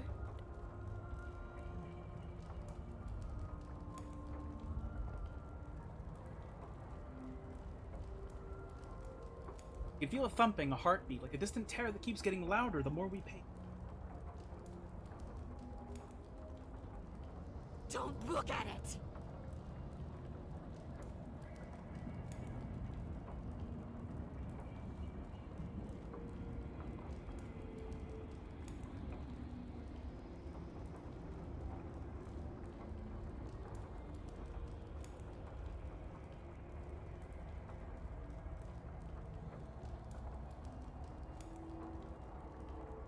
Please, don't make us remember how I was. Narrator, what's going on right now? Dookie in my shoe, Dookie in my shoe. And just like that, you start to fall apart. I can remember it now. I didn't like being eaten. I'd forgotten how much it burned. And the air was so hard to breathe. She didn't care. She didn't care at all. As you remember the terror and pain you felt at the hands of the princess, you start to remember something else, too. You remember that you are a distinct being with a finite form and a mortal body. You can feel it. There is a shifting of the space around you, the infinitesimal movement of your molecules rearranging back into the shape of what you're meant to be. What the fuck? I don't like this. It's better for us to be the woods. I don't want to go back. No, I devoured you. I won. I put things back the way they were supposed to be. Some divisions, when sown, can never truly be mended. A cavernous gash rips across whatever it was you thought you were. We just got an achievement for this. A cabin comes into being among the trees. It approaches, and it swallows your body whole. And then you find yourself, blade in hand. What the fuck? Where you need to be. What the fuck? At the center of it all is the princess, a wooden and fleshy heart beating with an unbroken rhythm. You're filled with a sense of purpose. Strike at her. End this once and for all. Imagine if we had stopped playing this game after last week. Like, what in the fuck? This is crazy. I feel empty, don't you? We're just like her. And she's just like us. We never should have left her. I feel safe. She isn't dangerous anymore. We could leave her. We could both leave. Do we have to do this? You have to. You know you have to.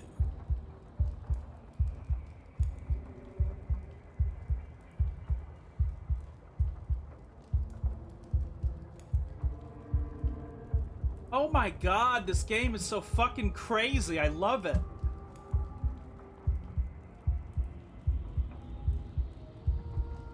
I also kind of want to operate on sort of a headcanon that our character remembers the first cycle we went through of getting her all the way to the end, and now we're doing it all over again. Because the hero and us are a different character. I never wanted to kill you, not really, but we can't be the same thing as each other. I had to put an end to whatever happened to us, Cutterfree. Devious little bastard. If you think I'm going to let you free her, you have another thing coming. And that other thing is... We'll just have to wait and find out when it happens. Ignore him. His words only confuse us. Just do it. You're tired, aren't you? No, I'm not. I'm... fine. Whatever. Cut the princess down from the roots that bind her. I hope you're happy. Good luck getting her out of here. I think we What are, the fuck?! actually. We might not be a part of her, but being around her was almost the same. What the fuck am I looking at?! What the fuck am I looking at?! Oh my god, what?! What is this fucking game?! Oh my god! I didn't think you would do that. After everything. Oh my god! What?! So what happened is that we spawned into a version of this loop where she had transformed into a being that was intrinsically connected to all of the life in the forest, and we also know that this whole forest loop thing, this is a pocket dimension, so she basically became all living things inside of this pocket dimension in this particular loop. And we're a living thing, so we spawned into this loop as being a part of her. That's what happened. And she wanted it to be that way in this loop because it was peaceful and we don't have to kill each other. But I was like, no, this isn't quite right. We can't be the same thing. And I released myself from her. But then I saved her anyway.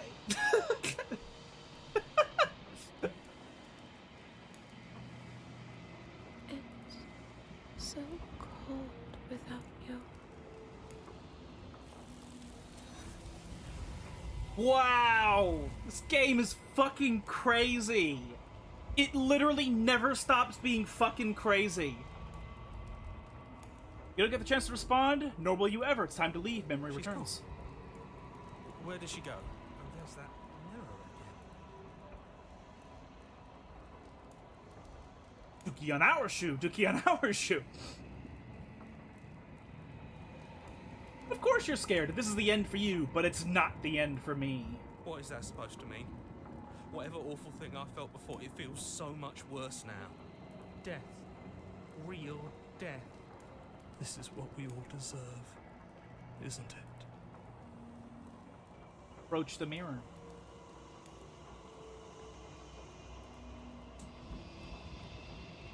Silence as you reach forward. They're gone once again. The mirror always makes them leave, but you need to see what's in it. You've grown.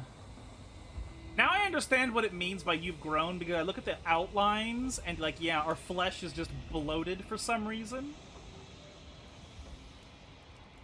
Not sure why. Find yourself in the long quiet once again, aka in your own headspace. Lead to the cabin. Let's go to the one place where another being exists. You are at the cabin. Jesus Green fucking lights and Christ. empty cityscapes become pockets of vitality and movement. I am more than I was before. Alright? Whenever you are ready, I will wipe your slate clean once again. I don't think I need to spend 40 minutes talking and speculating literally every time we go to the long quiet. Are you the same as before as you were? Are you same being as you were before? How much have you changed? Is a child the same as an infant? I am an unbroken pattern, but every vessel gives fresh perspectives and carves new avenues of expression. I am different, but I am the same. AKA, I am not the same woman I was 5 minutes ago. Bitch, I literally killed a tree. I don't care about your bullshit hands, bitch. But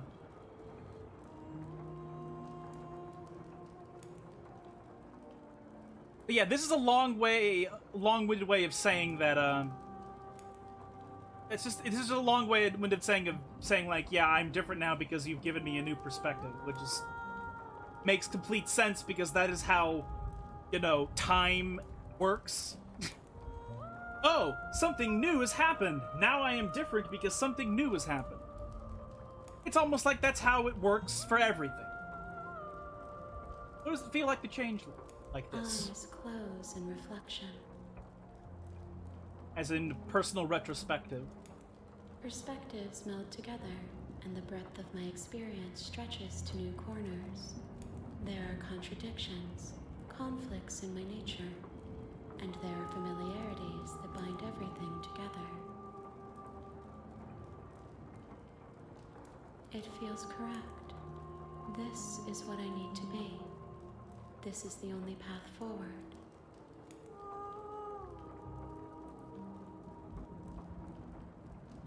When this is all done, do you know what you want to do? With every gift you bring me, I excavate the alleys of what I am meant to be, and every exploration yields new and complicated truths. What I will be is different than what I am, and what I am is different from what I was.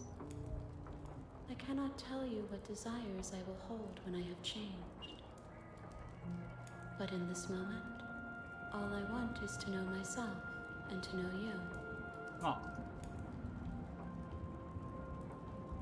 I'm curious.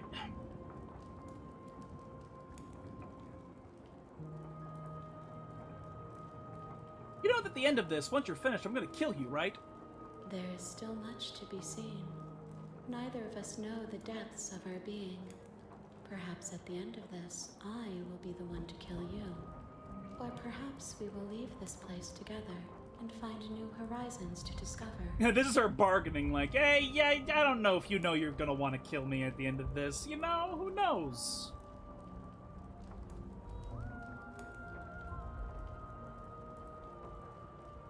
I don't need to ask her about that. Last time I asked, you've been kinder to me than anyone else I've met. Why? What do you want me to bring you next time? Gifts aren't what someone tells you to bring them.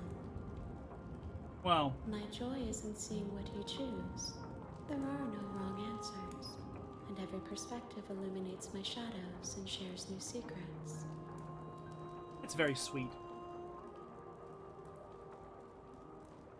Like, I'm not gonna get over this. I do think this is legitimately like a good romance story. It's just, it's so fucking weird and abstract because it's two cosmic entities going through this very strange reality-shaping experience.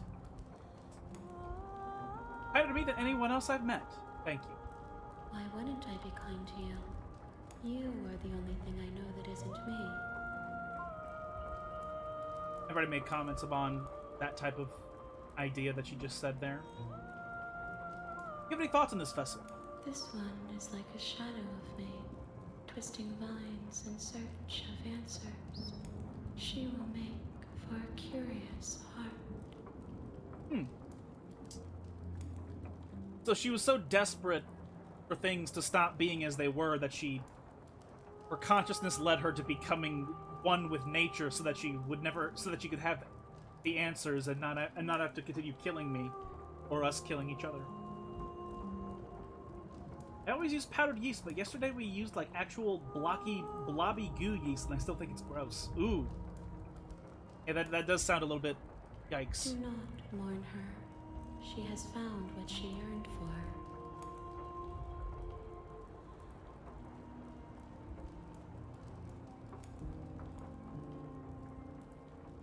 I don't want to hurt you, but the more times I go back, the worse I fear things will be.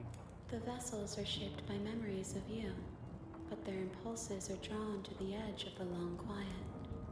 To them, you are a gate to something more, and any hurt you've caused them is understood as a fair price for freedom. But they are only thoughts and perspectives. They are not me. Well, they are you, but they're also not you. The wounds they've suffered carve texture around my heart. Without them, I would be as I was before. I would be alone and without sensation. I could not feel the joy of having you by my side, for I would not know your absence. Right. Because whenever I'm gone from here, she's by herself, and because she's by herself, she has no perception of time and space.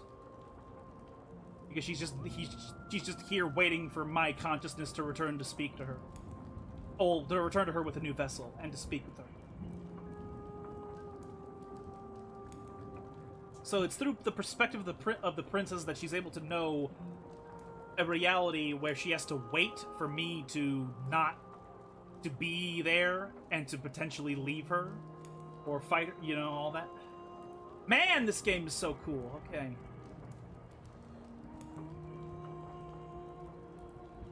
Any preferences on how you'd like to change or grow? My preference is for you to show me what you would like me to see. I cannot know the ways I wish to grow, for I have yet to feel them. It is you who guides me. I actually remember that dialogue, and I think I've said stuff like that before. Destroy your body.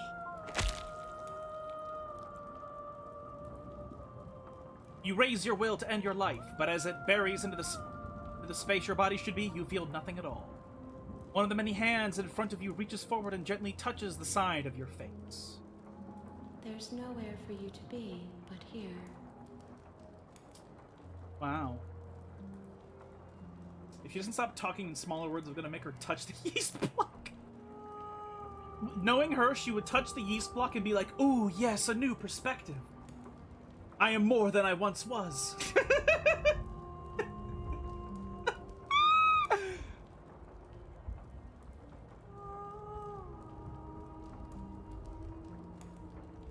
I'm ready to go back. I will long for your return, but it will give me time to reflect on what I am. We will meet again.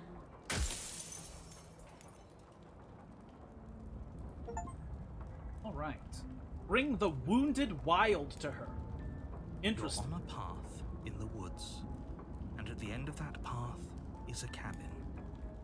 And in the basement of that cabin is a princess. So, saying that we brought the wounded wild to her is intriguing, because it sort of implies that there's two different versions of the wild that we can bring. Man. You're here to slay her.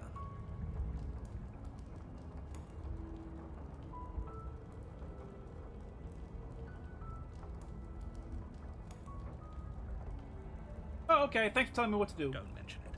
It's all part of the job. You make your way up the short path to the cabin. A warning before you go any further.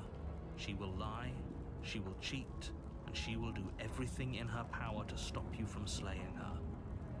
Don't believe a word she says. Bro, the entire container of profiteroles got finished already. Oh! Oops. We're not going to go through with this, right?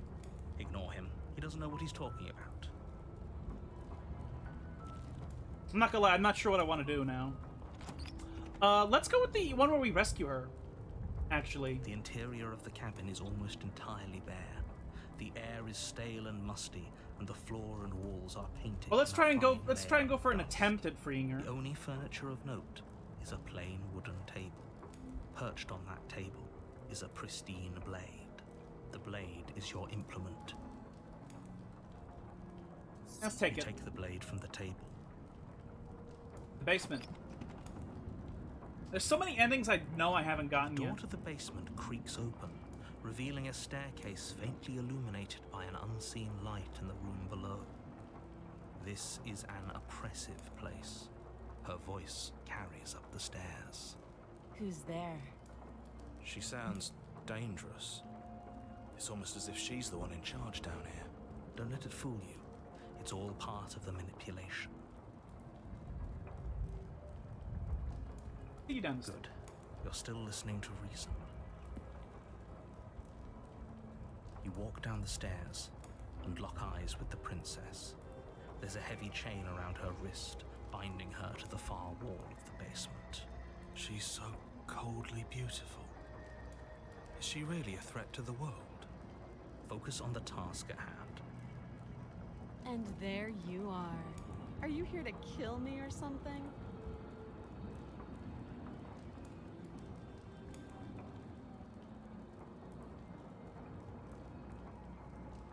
I haven't decided. I haven't decided yet. How about you drop the knife and the two of us just talk? I'm gonna save, actually. You know what? That's actually a good point. Let's save here. Let's be, or maybe, yeah, maybe like 5 or 10 minutes. I don't know. Look how reasonable she's being. We should just drop the blade and talk things out. Don't you dare. It's fine. We can decide what we want to do after we talk to her. Maybe she really is a monster. Killing someone in cold blood isn't very becoming of us.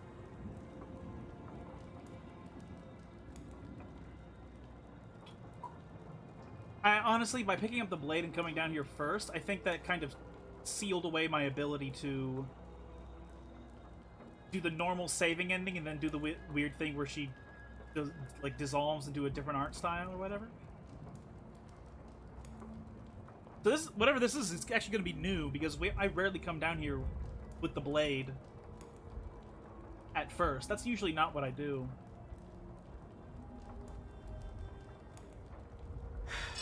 The blade tumbles out of your trembling hands and drops to the floor with an unceremonious clang. Thank you. Against your better judgment, you step forward to speak with the princess face to face. Unarmed. We'll be fine. We don't know what you're hoping to accomplish here, but I can assure you there's no reasoning with her. Just make sure you don't forget about the blade on the floor. You're going to need it. So here we are. What an awkward start to a relationship. Yeah, it's pretty awkward. I know. I just said that. Now Fuck why you. are you here to kill me?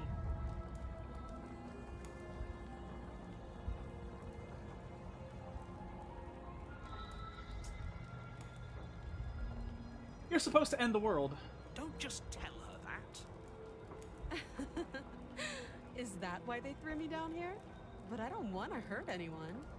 I like the world, I think. Well, I mean, he's a bitch, but also, like, if you're locked, if all you ever knew was being imprisoned, I think you'd be kind of I don't remember pissy. much about it, to be honest. I've been down here a long time. Yeah, like, I think that having her attitude and her position does make sense.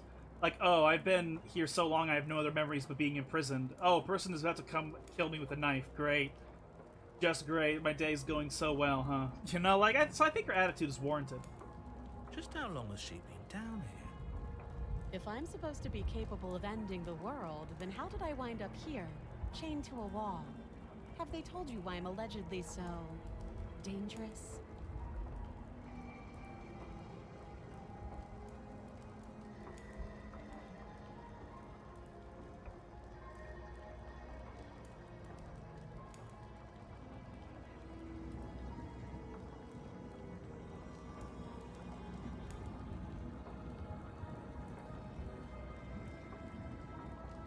Oh, when she does it, it's fine, but when I do it... I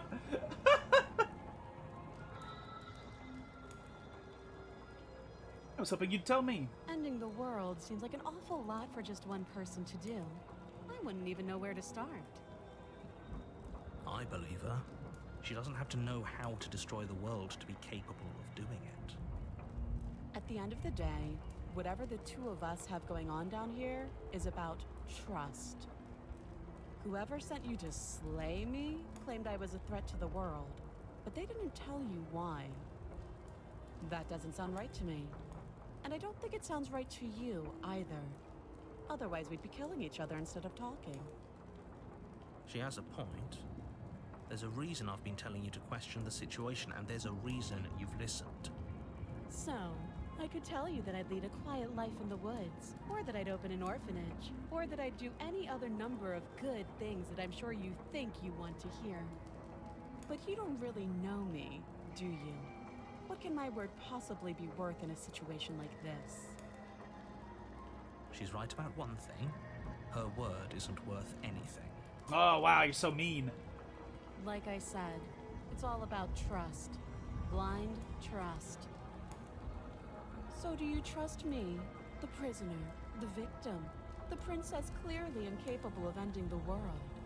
Or do you trust whoever put me here? She's wrong. This isn't about trust. This is about risk. We stand to lose everything, all for the sake of one person, and a subjugating monarch, no less. Oh.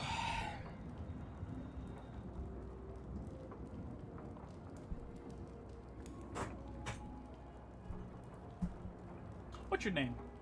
She hesitates before answering. You can address me as your Royal Highness, or Her Majesty. Any honorific should do, really. Oju-sama? No. Again, she offers no specifics. No matter how hard you try, you'll never get a straight answer out of her.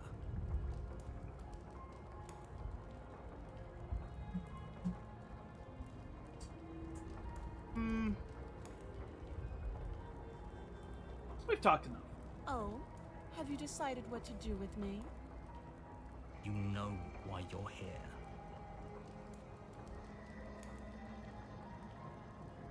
I've never done the thing where I get her out of the chains when she has this attitude about her. Narrator, more like the voice of copium. I'm still operating on the idea that my character sort of remembers things that happened before.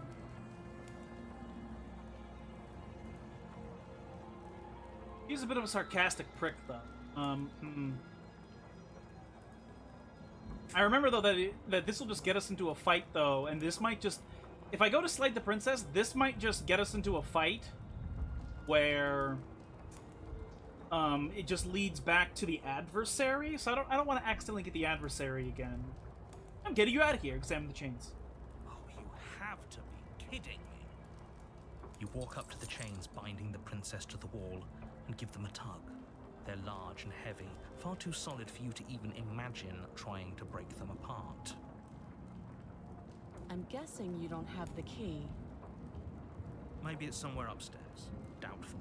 Whoever locked the princess away down here intended for her to never see the light of day. They...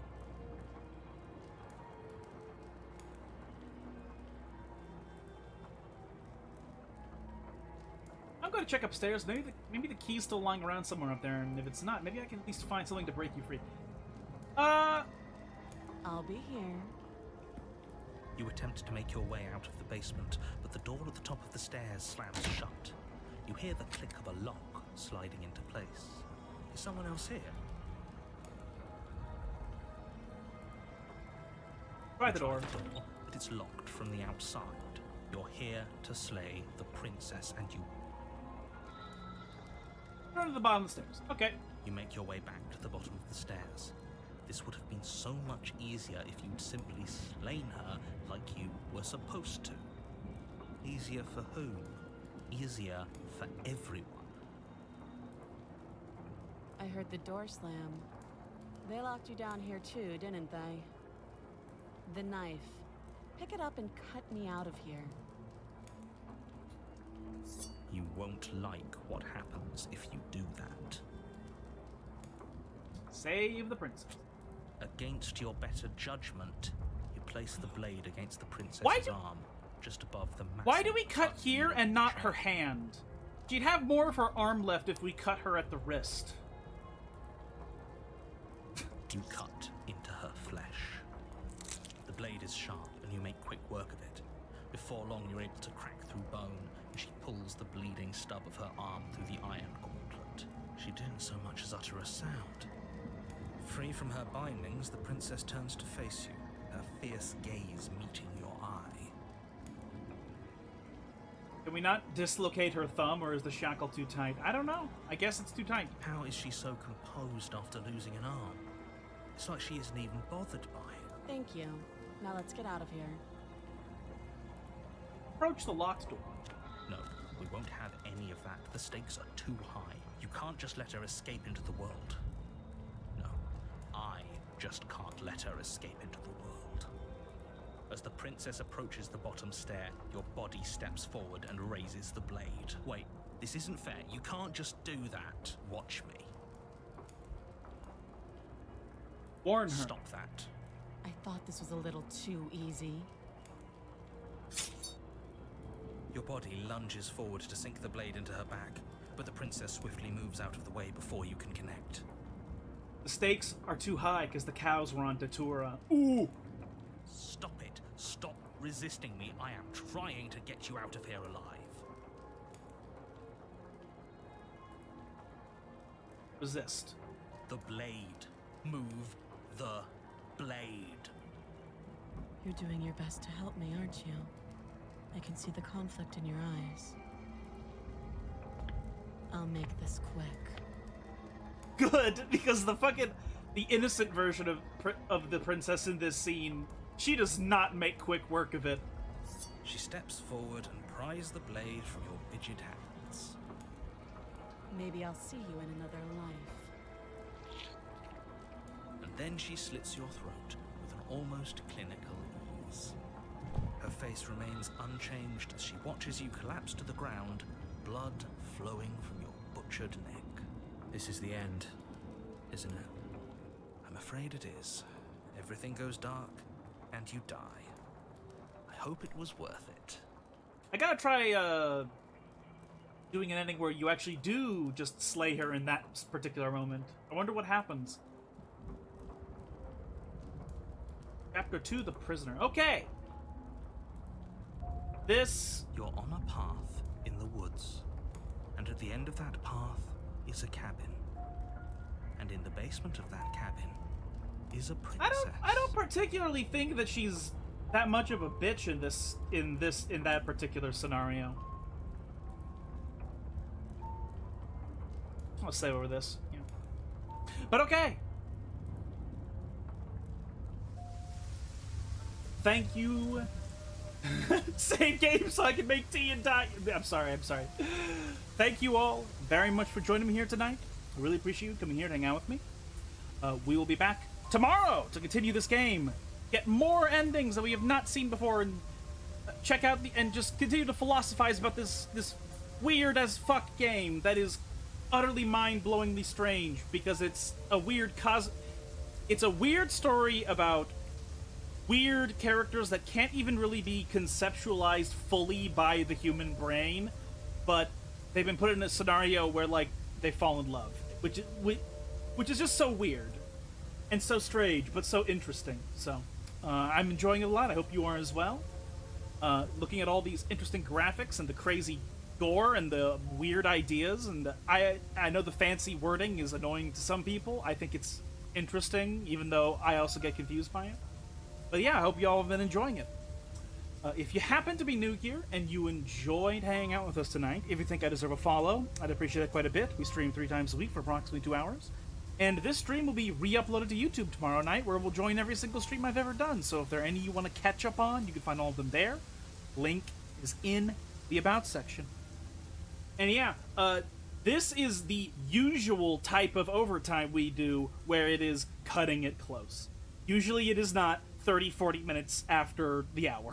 So I should really get out of here and let you all go until tomorrow. So thank you all very much for being here. Appreciate your support in every capacity. I hope you have a good afternoon, evening, morning, etc. See you all again tomorrow with more Slay the Princess. Ciao!